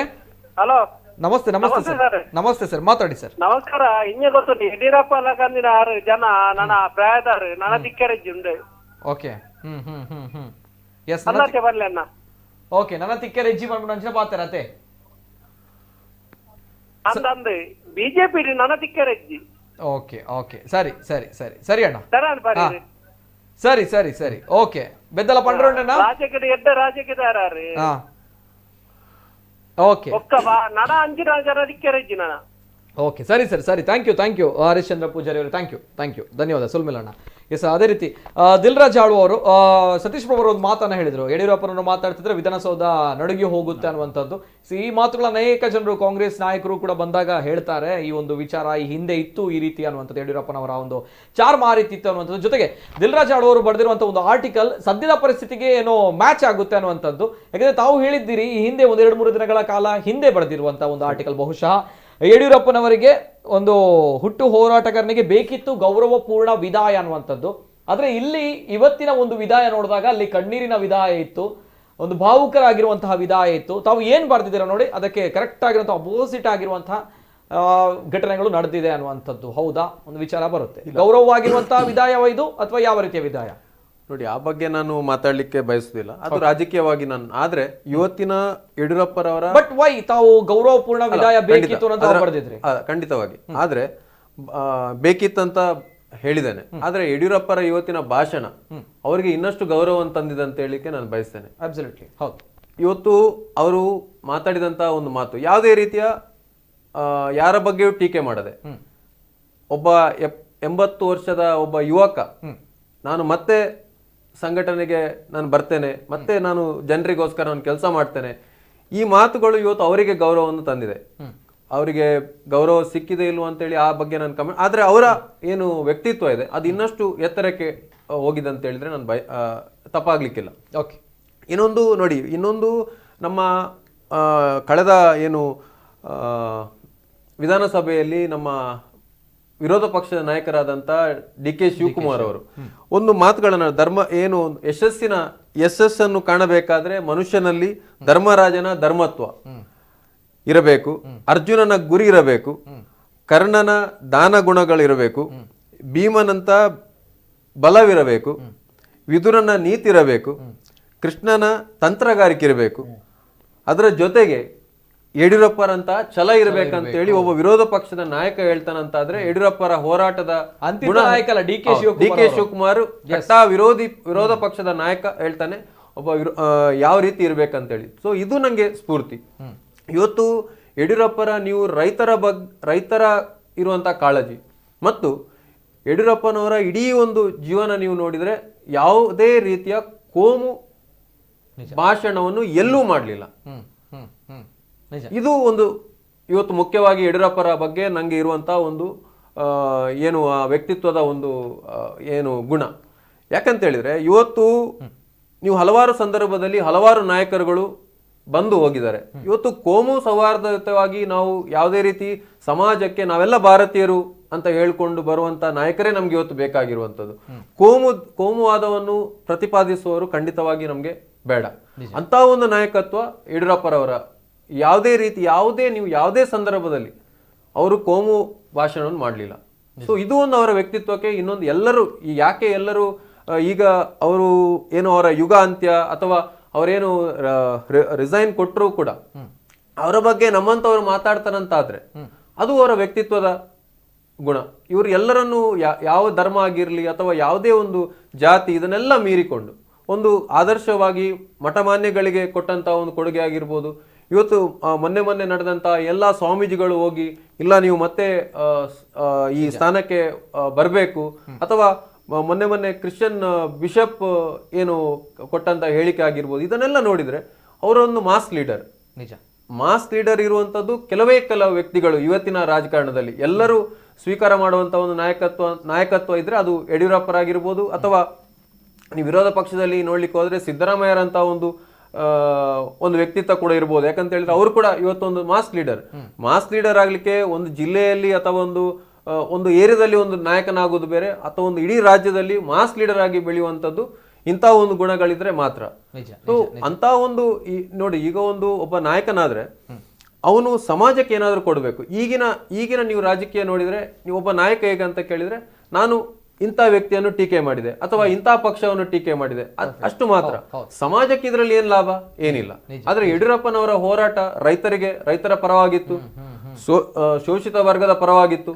ಇದೆಲ್ಲವೂ ನಮ್ಮಂತ ಯುವಕರಿಗೆ ಬರುವಂತ ಯಾರು ರಾಜಕೀಯದ ಏನು ದೃಷ್ಟಿ ಇಟ್ಕೊಂಡು ಯಾರು ಈಗಿನ ಕೆಲಸ ಮಾಡ್ತಾ ಇದ್ದಾರೆ ಇವರಿಗೆಲ್ಲ ಸ್ಫೂರ್ತಿ ಇಂಥ ವ್ಯಕ್ತಿತ್ವಗಳು.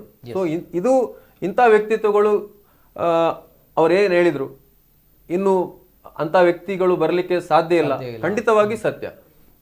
ಇವತ್ತಿನ ರಾಜಕಾರಣದಲ್ಲಿ ಇದು ಇನ್ನೂ ಕಷ್ಟ ಅಂತ ಹೇಳಲಿಕ್ಕೆ ನಾನು ಬಯಸ್ತೇನೆ. ಓಕೆ, ರೈಟ್ ಸರ್, ಬರ್ತೀನಿ. ಇನ್ನೊಂದು ಕರೆ ಇದೆ. ಸಾಯಿನಾಥ್ ಬೋಳೂರ್ ಅವರು ಕರೆ ಮಾಡಿದ್ದಾರೆ. ಸರ್ ನಮಸ್ತೆ. ಸರ್ ನಮಸ್ತೆ. ಸರ್ ನಮಸ್ತೆ, ಧ್ವನಿ ಕೇಳ್ತಾ ಇದೆಯಾ ಸರ್? ಸರ್ ನಮಸ್ತೆ, ಸಾಯಿನಾಥ್ ಬೋಳೂರ್ ಅವರು ಧ್ವನಿ ಕೇಳ್ತಾ ಇದೆಯಾ ಸರ್? ಓಕೆ, ಇನ್ನೊಂದು ಕಾಲ್ ಕನೆಕ್ಟ್ ಮಾಡಿ. ಹಲೋ ಸರ್, ನಮಸ್ತೆ.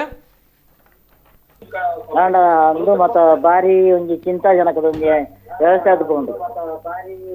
ಸರ್ ನಮಸ್ತೆ, ದಯಮಾಲ್ತೀರ ಟಿವಿ ವಾಲ್ಯೂಮ್ ಮ್ಯೂಟ್ ಮಾಡ್ಕೊಡಿ ಸರ್. ಫಸ್ಟ್ಗೆ ಅರ್ನ ದಿನ ಮುಟ್ಟ ಮಕ್ಕಳು ಮಾತ ಒಂಜಿ ವ್ಯವಸ್ಥೆ ಮಂದ್ಕೊಡಿತ್ತು.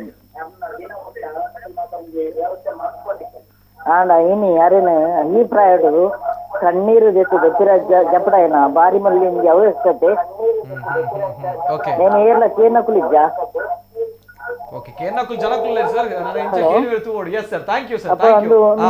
ನಾ ಟಿವಿ ವಾಲ್ಯೂಮ್ ದಯಮಾಲ್ತು ಮ್ಯೂಟ್ ಮಾಡ್ಕೊಂಡಿದ್ದೇನೆ ಸರ್. ಇಡ ಪಾತಾರೆ ದಯಮಾಲ್ತು ಟಿವಿ ವಾಲ್ಯೂಮ್ ಮ್ಯೂಟ್ ಮಾಡ್ತಿದ್ದೆ. ಕಾಲ್ ಮಾಡ್ಪ್ಲೇ ಅನೇಕ ಜನರಲ್ಲಿ ಹೇಳುವಂಥದ್ದು ಇಷ್ಟೇ, ಅನೇಕ ಕರೆಗಳು ಬರ್ತದೆ, ಆದರೆ ಟಿವಿ ವಾಲ್ಯೂಮ್ ಮ್ಯೂಟ್ ಮಾಡಿ ಕರೆ ಮಾಡಿ, ಇಲ್ಲದ್ರೆ ಕರೆ ಕಟ್ ಆಗುತ್ತೆ. ಕರೆ ಕಟ್ ಮಾಡ್ತೇವೆ, ಟೆಕ್ನಿಕಲ್ ಟೀಮ್ ಎರರ್ ಆಗುತ್ತೆ. Yes sir, yes sir.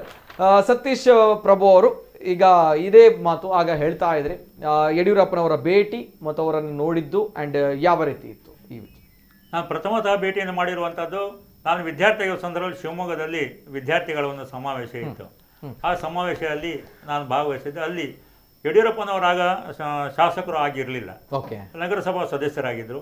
ಅವರು ಸೈಕಲ್ನಲ್ಲಿ ಆ ಸಮಾವೇಶಕ್ಕೆ ಬಂದಿದ್ರು, ಒಂದು ಸಾರಿ ಭೇಟಿ ಮಾಡಲಿಕ್ಕೆ. ವಿದ್ಯಾರ್ಥಿಗಳ ಸಮಾವೇಶ ಒಂದು ಸೌಹಾರ್ದಯುತವಾಗಿ ಒಂದು ಭೇಟಿ ಮಾಡಿ ಒಂದು ಹೋಗಿದ್ರು.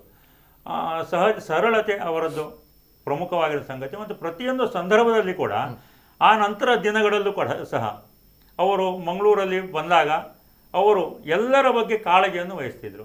ಕಾರ್ಯಕರ್ತರ ಬಗ್ಗೆ ಇರುವಂತಹ ಕಾಳಜಿ, ಪ್ರತಿಯೊಬ್ಬ ಕಾರ್ಯಕರ್ತರನ್ನು ಅವರು ಮಾತನಾಡಿಸುವಂಥದ್ದು, ಮತ್ತು ಯಾವುದೇ ಸಂದರ್ಭದಲ್ಲಿ ಯಾವುದೇ ನಿಯೋಗಗಳು ಇರ್ಬೋದು, ಅವರನ್ನು ಭೇಟಿ ಮಾಡಿದಾಗ ಅವರ ಸಮಸ್ಯೆಗಳನ್ನು ಆಲಿಸ್ತಿದ್ರು, ಅದಕ್ಕೆ ಸ್ಪಂದನೆಯನ್ನು ಕೊಡ್ತಾ ಇದ್ರು, ಅದಕ್ಕೆ ಪರಿಹಾರವನ್ನು ಕೊಡ್ತಾ ಇದ್ರು, ಮತ್ತು ತಕ್ಷಣವಾಗಿ ಇದರ ಬಗ್ಗೆ ಯೋಚನೆಗಳನ್ನು ಮಾಡ್ತಿದ್ರು. ಈ ರೀತಿಯ ಪ್ರಾಮಾಣಿಕ ಕಾಳಜಿ ಅವರದಾಗಿತ್ತು. ಈ ರೀತಿಯಲ್ಲಿ ಅವರು ಕೇವಲ ಭಾರತೀಯ ಜನತಾ ಪಾರ್ಟಿಯ ಕಾರ್ಯಕರ್ತರು ಮಾತ್ರ ಅಲ್ಲ, ಎಲ್ಲರಿಗೂ ಅವರು ಒಳ್ಳೆಯ ಅವರ ವಿಶ್ವಾಸವನ್ನು ಗಳಿಸಿಕೊಂಡಿರು. ಈಗ ದಿಲ್ರಾಜ್ ಅವರು ಹೇಳಿದಾಗೆ ಇತರ ಮತೀಯರು ಸಹ ಅವರನ್ನು ಪ್ರೀತಿಸ್ತಿದ್ರು ಅಂತೇಳಿ. ಯಾಕಂದ್ರೆ ಅವರ ವ್ಯಕ್ತಿತ್ವವೇ ಅಂತಹದ್ದಾಗಿತ್ತು. ಅವರು ಅಧಿಕಾರದ ಸಂದರ್ಭದಲ್ಲಿ ಪ್ರತಿಯೊಂದು ಮಠಮಾನ್ಯಗಳಿಗೆ ಅವರು ಅನುದಾನಗಳನ್ನು ಒದಗಿಸಿದರು. ಆದರೆ ಇತರ ಮತದವರಿಗೆ, ಕ್ರೈಸ್ತ ಮತ ಇರ್ಬೋದು ಅಥವಾ ಇಸ್ಲಾಂ ಮತ ಇರ್ಬೋದು, ಎಲ್ಲಿಯೂ ಅನುದಾನಗಳ ಕಡಿತವನ್ನು ಮಾಡಿಲ್ಲ, ಹೆಚ್ಚು ಮಾಡಿರುವಂಥದ್ದು. ಆದ್ದರಿಂದ ಎಲ್ಲರನ್ನು ಸಮಾನವಾಗಿ ಅವರು ಸಮಾನ ದೃಷ್ಟಿಯಿಂದ ನೋಡ್ತಾ ಇದ್ರು. ಅಭಿವೃದ್ಧಿಯೇ ಅವರ ಮಂತ್ರ ಆಗಿತ್ತು. ಮತ್ತು ಅಭಿವೃದ್ಧಿಗಾಗಿ ಅವರು ಯಾವುದೇ ರೀತಿಯ ಸಮಸ್ಯೆಗಳು ಬಂದರು, ಯಾವುದೇ ರೀತಿಯ ಅಡೆತಡೆಗಳು ಬಂದರು, ಅದನ್ನು ಸಮರ್ಥವಾಗಿ ಎದುರಿಸಿದ್ರು, ಅದರ ಯಶಸ್ಸಿಯನ್ನು ಅವರು ಕಂಡರು. ಓಕೆ ಓಕೆ ಎಸ್ ಸರ್, ಇನ್ನೊಂದು ಕರೆ ಇದೆ. ಹಲೋ ಸರ್, ನಮಸ್ತೆ ಸರ್. ನಮಸ್ತೆ, ಧ್ವನಿ ಕೇಳ್ತಾ ಇದೆಯಾ ಸರ್? ರಿಜ್ವಾನ್ ಅವರು, ರಿಜ್ವಾನ್ ಅವರು ನಮಸ್ತೆ. ಓಕೆ ಎಸ್, ದಯಮಾಡಿ ಆ ವಿಜುವಲ್ಸ್ಗಳನ್ನು ಹಾಕಿ, ಹಿಂದೆ ಇದ್ದಂತಹ ವಿಜುವಲ್ಸ್ಗಳನ್ನು ಹಾಕಿ, ಓಲ್ಡ್ ವಿಜುವಲ್ಸ್ಗಳನ್ನು ಸ್ವಲ್ಪ ಹಾಕಿ. ಎಸ್, ಸತೀಶ್ ಪ್ರಭು ಅವರು ಹೇಳಿದ್ರು ಇದಲ್ಲ, ಸೈಕಲ್ ಸುತ್ತಿ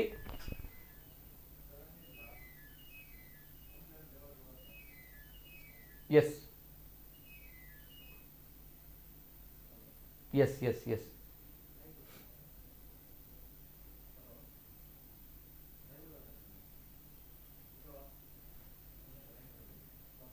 ಎಸ್, ಪುರಾತನವಾಗಿರುವಂತಹ ವಿಜುವಲ್ಸ್ ಈ ಹಿಂದೆ ಸತೀಶ್ ಪ್ರಭು ಅವರು ಹೇಳಿದ್ರು, ಸೈಕಲ್ ಸುತ್ತಿ ಅವರು ಬಂದಿದ್ರು ಅನ್ನುವಂಥದ್ದು ಅದೇ ಒಂದು ಮಾತು. ಅಂದ್ರೆ ಸೈಕಲ್ ಸುತ್ತಿ ರಾಜ್ಯವನ್ನ ಅವರು ಪ್ರಯಾಣ ಮಾಡ್ತಾ ಇದ್ರು.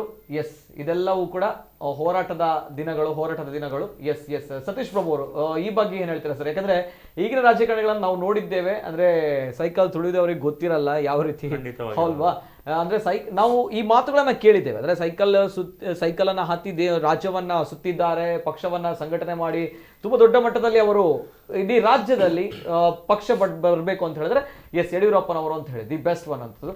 ಈ ಒಂದು ತಾವು ನೋಡಿದ್ದೀರಿ ಈ ಒಂದು ಘಟನೆಗಳನ್ನ ನೇರವಾಗಿ ಸೈಕಲ್ ಅನ್ನ ಹತ್ತಿ ಬಂದಿರುವಂತಹ ಯಡಿಯೂರಪ್ಪನವರ ಈ ಬಗ್ಗೆ ಏನ್ ಹೇಳ್ತೀರಾ ಸರ್? ಅಲ್ಲ, ಖಂಡಿತವಾಗಿ ಭಾರತೀಯ ಜನತಾ ಪಾರ್ಟಿಗೆ ಪ್ರಾರಂಭ ದಿನಗಳಲ್ಲಿ ಆರ್ಥಿಕ ಅಡಚಣೆಗಳು ಕೂಡ ಸಹ ಇತ್ತು.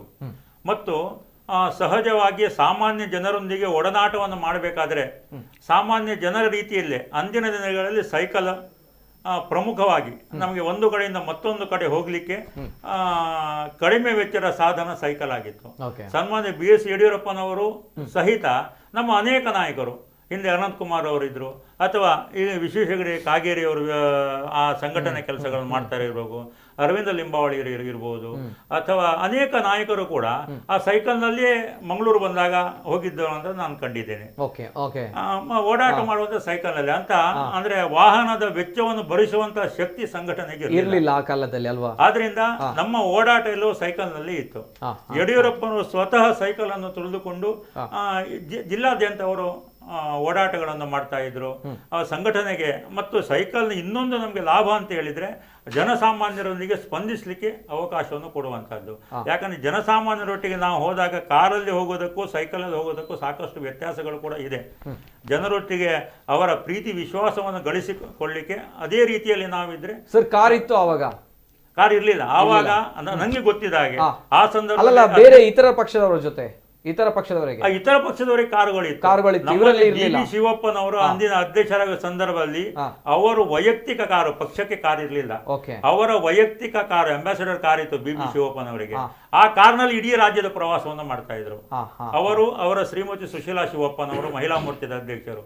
ಈ ರೀತಿಯಲ್ಲಿ ಸ್ವಂತ ವಾಹನದ ಮೇಲೆ ಓಡಾಟಗಳನ್ನು ಮಾಡಿ, ಸೈಕಲ್ನಲ್ಲಿ ಓಡಾಟಗಳನ್ನು ಮಾಡಿ ಇದು ಕಟ್ಟಿರುವಂತಹ ಸಂಘಟನೆ ಭಾರತೀಯ ಜನತಾ ಪಾರ್ಟಿ. ಆದ್ರಿಂದ ಇವತ್ತು ಕಾರ್ಯಕರ್ತರಲ್ಲಿ ಆ ಕೌಟುಂಬಿಕ ವಾತಾವರಣ ಬರಲಿಕ್ಕೆ ಸಾಧ್ಯ ಆಯ್ತು. ಯಡಿಯೂರಪ್ಪನಂಥವರು ಆ ಕಾರ್ಯಕರ್ತರಿಗೆ ಒಡನಾಟ ಮಾಡುವಂತಹದ್ದು, ಕಾರ್ಯಕರ್ತರೊಂದಿಗೆ ಬೆರೆಯುವ ರೀತಿ ಏನಿದೆ ಅದು ಸಂಘಟನೆ ಬೆಳವಣಿಗೆ ಪೂರಕ ಆಯಿತು. ಸೈಕಲ್ ಹತ್ತಿ ರಾಜ್ಯ ಸುತ್ತಿ ಅಂತ ಬಂದಾಗ ಇದೊಂದು ವಿಚಾರ, ಈ ಒಂದು ಟ್ಯಾಗ್ ಲೈನ್ ತುಂಬಾ ದೊಡ್ಡ ಮಟ್ಟದಲ್ಲಿ ಸೌಂಡ್ ಮಾಡ್ತಾ ಇದೆ. ಅದಕ್ಕೋಸ್ಕರ ನಾನು ಕುತೂಹಲದಿಂದ ಕೇಳ್ತಾ ಇದ್ದೇನೆ. ಆ ಸಂದರ್ಭ ಇತರ ಪಕ್ಷ ಅಂದ್ರೆ ಎದುರು ಪಕ್ಷ ಇರುವಂತದ್ದು ಕಾಂಗ್ರೆಸ್ ಪಕ್ಷ, ಈ ಪಕ್ಷದಲ್ಲಿ ಯಾವ ರೀತಿ ಇತ್ತು ವಿಚಾರ? ಅಂದ್ರೆ ಎದುರು ಪಕ್ಷದವರು ಸೈಕಲ್ ನಲ್ಲಿ ಹೋಗ್ತಾ ಇದ್ದಾರೆ ಅಂತ ಬಂದಾಗ ಎದುರು ಪಕ್ಷದವರು ಯಾವ ರೀತಿ ಇತ್ತು ಅನ್ನುವಂಥದ್ದು ಈಗಿನ ಕಾಲದ ಜನತೆಗೆ ನಾನು ಕೇಳ್ತಾ ಇರುವಂತದ್ದು. ಖಂಡಿತ ಕಾರನ್ನು ಹೊರತುಪಡಿಸಿ ಬೇರೆ ಪಕ್ಷದಲ್ಲಿ ಬೇರೆ ವ್ಯವಸ್ಥೆ ಇರಲಿಲ್ಲ. ಯಾಕಂತ ಹೇಳಿದ್ರೆ ಸಹಜವಾಗಿ ಆಡಳಿತ ಅವರ ಕೈಯಲ್ಲಿ ಇದ್ದಂಥದ್ದು. ಅದೇ ರೀತಿಯಲ್ಲಿ 85ರ ನಂತರ JDS ಏನ್ ಬಂತು, JDS ನಲ್ಲೂ ಅಷ್ಟೇ ಅಧಿಕಾರ ಇರುವುದರಿಂದ ಸಹಜವಾಗಿ ಕಾರುಗಳು, ಸರ್ಕಾರದ ಕಾರುಗಳು ಇತ್ತು, ಅವರ ಕಾರುಗಳು ಇರ್ತಿತ್ತು. ಆದ್ರೆ ಭಾರತೀಯ ಜನತಾ ಪಾರ್ಟಿಗೆ ಎಲ್ಲೂ ಅಧಿಕಾರ ಇರಲಿಲ್ಲ. ಯಾವುದೇ ಜಿಲ್ಲೆಗಳಲ್ಲಿ ಸಣ್ಣ ಸಣ್ಣ ಕೆಲವು ನಗರಸಭೆ ಪುರಸಭೆಗಳು ಆಡಳಿತ ಇತ್ತೇ ಹೊರತು ನಮ್ಮಲ್ಲಿ ಶಾಸಕರೇ 2 ಶಾಸಕರು ಇರುವಂತಹದ್ದು. ಇಲ್ಲಿಯೂ ಕೂಡ ವೆಚ್ಚ ಭರಿಸುವ ಶಕ್ತಿ ಇಲ್ಲ, ಸ್ವಂತ ಕಚೇರಿಗಳು ಇಲ್ಲ, ಕಚೇರಿಯ ವೆಚ್ಚ ಭರಿಸುವಂತಹ ಶಕ್ತಿಗಳು ಇಲ್ಲ. ಜನಸಾಮಾನ್ಯರೇ ತಮ್ಮ ನಾವು ದಿನನಿತ್ಯ ದುಡಿಮೆಯ ಒಂದು ಭಾಗವನ್ನು ಸಂಘಟನೆ ಕೊಟ್ಟು ಬೆಳೆಸಿರುವಂತಹ ಪಕ್ಷ. ಆದ್ರಿಂದ ನಮ್ಮಲ್ಲಿ ವಾಹನ ಇರಲಿಕ್ಕೆ ಸಾಧ್ಯವೇ ಇರಲಿಲ್ಲ. ವಾಹನಗಳಿರ್ಲಿಲ್ಲ. ಇತರ ಪಕ್ಷದಲ್ಲಿ ವಾಹನಗಳಿತ್ತು, ಎಲ್ಲ ಪಕ್ಷಗಳು ವಾಹನಗಳಿತ್ತು. ಯಾಕಂದ್ರೆ ಅಧಿಕಾರ ಇತ್ತು, ಸರ್ಕಾರದ ವಾಹನಗಳು ಇರ್ತಿತ್ತು. ಆದ್ರಿಂದ ಭಾರತೀಯ ಜನತಾ ಪಾರ್ಟಿ ಅಂದಿನ ದಿನಗಳಲ್ಲಿ ಕಾರುಗಳು ಇರುವಂತಹದ್ದು ಬೆರಳೆಣಿಕೆ 1-2 ವ್ಯಕ್ತಿಗಳಲ್ಲಿ. ಆದರೆ ಮಂಗಳೂರಲ್ಲಿ ನಾನು ನೋಡಿದ ಹಾಗೆ ಇವರ ಯಾರು ಮಂಗಳೂರಲ್ಲಿ ಅಷ್ಟೇ ಒಂದು ವಾಸುದೇವ್ ಭಂಡಾರಿಯವರು ಅವರ ಹತ್ರ ಒಂದು ಕಾರ್ ಇತ್ತು. ಮತ್ತೆ ನಮ್ಮ ಸುಜೀರ್ ನಾಯ್ಕರಿದ್ರು, ಅವರದೇ ಕಾರಂತ ಸಂಘಟನೆಗೆ ಉಪಯೋಗ ಮಾಡ್ತಾ ಇದ್ರು. ಈ ರೀತಿಯಲ್ಲಿ ಬೆರಳೆಣಿಕೆ ವ್ಯಕ್ತಿಗಳು ತಮ್ಮ ಸ್ವಂತ ವಾಹನದಲ್ಲಿ ಪಕ್ಷ ಸಂಘಟನೆ ಬೆಳೆಸಿರುವಂತಹ ಸಂಘಟನೆ ಭಾರತೀಯ ಜನತಾ ಪಾರ್ಟಿ. ರಾಜ್ಯ ಮಟ್ಟದಲ್ಲೂ ಅಷ್ಟೇ ಬಿ.ಪಿ. ಶಿವಪ್ಪನವರು ಸ್ವಂತ ವೆಹಿಕಲ್ ನಲ್ಲಿ ಅವರು ಓಡಾಟಗಳನ್ನು ಮಾಡ್ತಾ ಇರುವಂತದ್ದು. ಈ ರೀತಿಯಲ್ಲಿ ಸಂಘಟನೆ ಕಟ್ಟಿರುವ ಸಂದರ್ಭದಲ್ಲಿ ಬಿ.ಎಸ್. ಯಡಿಯೂರಪ್ಪನವರು ಸೈಕಲ್ನಲ್ಲಿ ಓಡಾಟಗಳನ್ನು ಮಾಡ್ತಿದ್ರು. ಆ ಸಂದರ್ಭದಲ್ಲಿ ಅವರ ಛಲ ಏನಿತ್ತು, ಅವರಲ್ಲಿರುವಂತಹ ಆಕ್ರೋಶ ಏನಿತ್ತು, ಅನ್ಯಾಯವನ್ನು ಪ್ರತಿಭಟಿಸುವಂತಹ ಅವರಲ್ಲಿ ಪ್ರಾಮಾಣಿಕ ಕಾಳಜಿ ಏನಿತ್ತು, ಇವೆಲ್ಲವೂ ಕೂಡ ಜನರಿಗೆ ಸಹಜವಾಗಿ ಅವರ ಆಕರ್ಷಣೆಯನ್ನು ಮಾಡಿತ್ತು. ಮತ್ತು ಯಾವಾಗ ಅವರಿಗೆ ಅಧಿಕಾರ ಸಿಕ್ಕಿತು, ನಗರಸಭೆಯಲ್ಲಿರ್ಬೋದು ಅಥವಾ ರಾಜ್ಯ ಮಟ್ಟದಲ್ಲಿರ್ಬೋದು, ಅವರು ಶಾಸಕರಾಗಿರುವಾಗಿರ್ಬೋದು, ಸಂಸದರಾಗಿರುವಂಥ ಪ್ರತಿಯೊಂದು ಸಂದರ್ಭದಲ್ಲಿ ಕೂಡ ಜನತೆಯ ಸಮಸ್ಯೆಗಳಿಗೆ ಧ್ವನಿಯಾಗಿ ಅವರು ಕೆಲಸ ಕಾರ್ಯಗಳನ್ನು ಮಾಡಿದರು. ಇವತ್ತು ಕರ್ನಾಟಕದಲ್ಲಿ ತನ್ನ ಸಾಧನೆಯ ಆಧಾರದ ಮೇಲೆ ಇವತ್ತು ಮತವನ್ನು ಕೇಳುವಂತಹ ನೈತಿಕ ಸ್ಥೈರ್ಯ ಇದ್ರೆ, ಧೈರ್ಯ ಇದ್ರೆ, ಅದು ಸನ್ಮಾನ್ಯ ಬಿ.ಎಸ್. ಯಡಿಯೂರಪ್ಪನವರಿಗೆ ಅಲ್ವಾ? ಎಸ್ ಇದು ಯಡಿಯೂರಪ್ಪನವರು ಕರಾವಳಿಯಲ್ಲಿ ಜೊತೆಗೆ ರಾಜ್ಯದಲ್ಲಿ ಯಾವ ರೀತಿ ಪಕ್ಷವನ್ನ ಕಟ್ಟಿದ್ರು, ಯಾವ ರೀತಿ ಕಷ್ಟಗಳು ಇತ್ತು ಅನ್ನೋಂಥದ್ದು. ಸೈಕಲ್ ಹತ್ತಿ ರಾಜ್ಯವನ್ನ ಸುತ್ತಿದ್ದಾರೆ, ಎಷ್ಟು ಕಷ್ಟಪಟ್ಟಿದ್ದಾರೆ ಅನ್ನುವಂಥದ್ದು. ಅಂದ್ರೆ ಏಕಾಏಕಿ ಮುಖ್ಯಮಂತ್ರಿ ಆದವರಲ್ಲ, ಆಗ್ಲೇ ನಾನು ಹೇಳಿದಾಗೆ ಅವರೇ ಕಟ್ಟಿರುವಂತಹ ಸಾಮ್ರಾಜ್ಯ, ಗೊತ್ತಿರುವಂತಹ ವಿಚಾರ. ಇನ್ನೊಂದು ಕರೆ ಇದೆ. ಹಲೋ ಸರ್, ನಮಸ್ತೆ. ನಮಸ್ತೆ ಸರ್, ನಮಸ್ತೆ. ತಮ್ಮ ಹೆಸರು ಎಲ್ಲಿಂದ ಕರೆ ಮಾಡ್ತಾ ಇದ್ದೀರಾ ಸರ್? ಪ್ರಕಾಶ್ ಅವರು, ಅಶೋಕ್ ನಗರ ಸರ್, ಮಂಗಳೂರು. ಅಶೋಕ್ ನಗರದಿಂದ ಮಾತಾಡಿ ಸರ್, ಮಾತಾಡಿ. ಏನಿಲ್ಲ, ನಮ್ಮ ಯಡಿಯೂರಪ್ಪ ಸಾಹೇಬ್ರ ಬಗ್ಗೆ ಅವರಂತ ನಾಯಕರು ಇನ್ನು ಬರ್ಲಿಕ್ಕಿಲ್ಲ ಬಿಜೆಪಿಯಲ್ಲಿ. ಅವರನ್ನು ನಾವು ಆಶ್ರಮಕ್ಕೆ ಕಳಿಸಿದಾಗೆ ಆಯ್ತು. ನಮ್ಮ ತಂದೆ ತಾಯಿಯನ್ನು ಹೇಗೆ ಕಲಿಸಿರುವ ಆ ಟೈಪ್ ಆಯ್ತು ಈ ಬಿಜೆಪಿ ಅವರು ಮಾಡಿದ್ದು. ಅವರು ಏನಾಗ್ಲಿ ಈಗ ಹೇಳ್ತಾರೆ, ಅವರು ಏನು ಹೋರಾಟ ಮಾಡಿದ್ರೆ ಈಗೀಗ ಬಂದವರು ನಮ್ಮ ಮಂಗಳೂರಿನ ರಾಜ್ಯಾಧ್ಯಕ್ಷರು ಕೂಡ ಏನೋ ವಿಡಿಯೋ ಎಲ್ಲ ಲೀಕ್ ಆಗಿದೆ, ಅದು ಬಿಡಿ, ನಮ್ಗೆ ಬೇಡ. ಅವರು ಹೇಳಿದರೆ ಅವ್ರು ಮಾತಾಡಿದರೆ ಯಾರು ಮಾತಾಡಿದ್ರೆ. ಆದ್ರೆ ಅಂತ ನಾಯಕನ ಬಗ್ಗೆ ನಾವು ಗೌರವ ಕೊಡದೆ ಒಂದು ಮನೆಗೆ ಆಶ್ರಮ ಕಲಿಸಿದಾಗೆ ಆಗಿದೆ. ಅದು ಬಿಜೆಪಿಗೆ ನಾವು ಸಹ ಬಿಜೆಪಿ ದೊಡ್ಡ ಪೆಟ್ಟಾಗಿದೆ ಸರ್, ಬೇಜಾರಿನ ಸಂಗತಿ. ಇನ್ನು ಮುಂದೆ ಆ ಕಾಂಗ್ರೆಸ್ನ ಎದುರು ಇವರು ಯಾವ ಲೀಡರ್ನ ಹಾಕ್ತಾರಂತ ಅವರಿಗೆ ಗಡಿಬಿಡಿ ಆಗಿದೆ. ಯಾರು ಒಂದು ಸಲ ಬೆಲ್ಲಾದಂತೆ ಇನ್ನೊಂದ್ ಸಲ ಅವರಂತೆ. ಏನು ಸರ್ ಇದು ರಾಜಕೀಯನ? ಮೋದಿ ಸಾಹೇಬ್ರು ಇದ್ರೆ ಅದು ಸೆಂಟ್ರಲ್ ಅಲ್ಲೇ. ಇಲ್ಲಿ ಬಿಜೆಪಿ ಕರ್ನಾಟಕದಲ್ಲಿ ಒಂದು ಇದ್ರೆ ಅಂದ್ರೆ ಅದು ಯಡಿಯೂರಪ್ಪ. ಈಗ ನಮ್ಮ ಅಧ್ಯಕ್ಷರಲ್ಲ, ರಾಜ್ಯಾಧ್ಯಕ್ಷರು ನಳಿನ್ ಕುಮಾರ್ ಕೂಡ ಹೆಸರಿನಲ್ಲ. ಅದು ಒಂದು ಇಲ್ಲಿ ಕರ್ನಾಟಕದಲ್ಲಿ ಒಂದು ಬಿಜೆಪಿ ಇದ್ದಿದ್ರೆ ಅದು ಯಡಿಯೂರಪ್ಪ ಸಾಹೇಬ್ರು ಮಾತ್ರ, ಮತ್ತೆ ಯಾರು ಇಲ್ಲ. ಅದೊಂದು ಸ್ವಲ್ಪ ಅವ್ರು ತಿಳ್ಕೊಳ್ಬೇಕಿತ್ತು.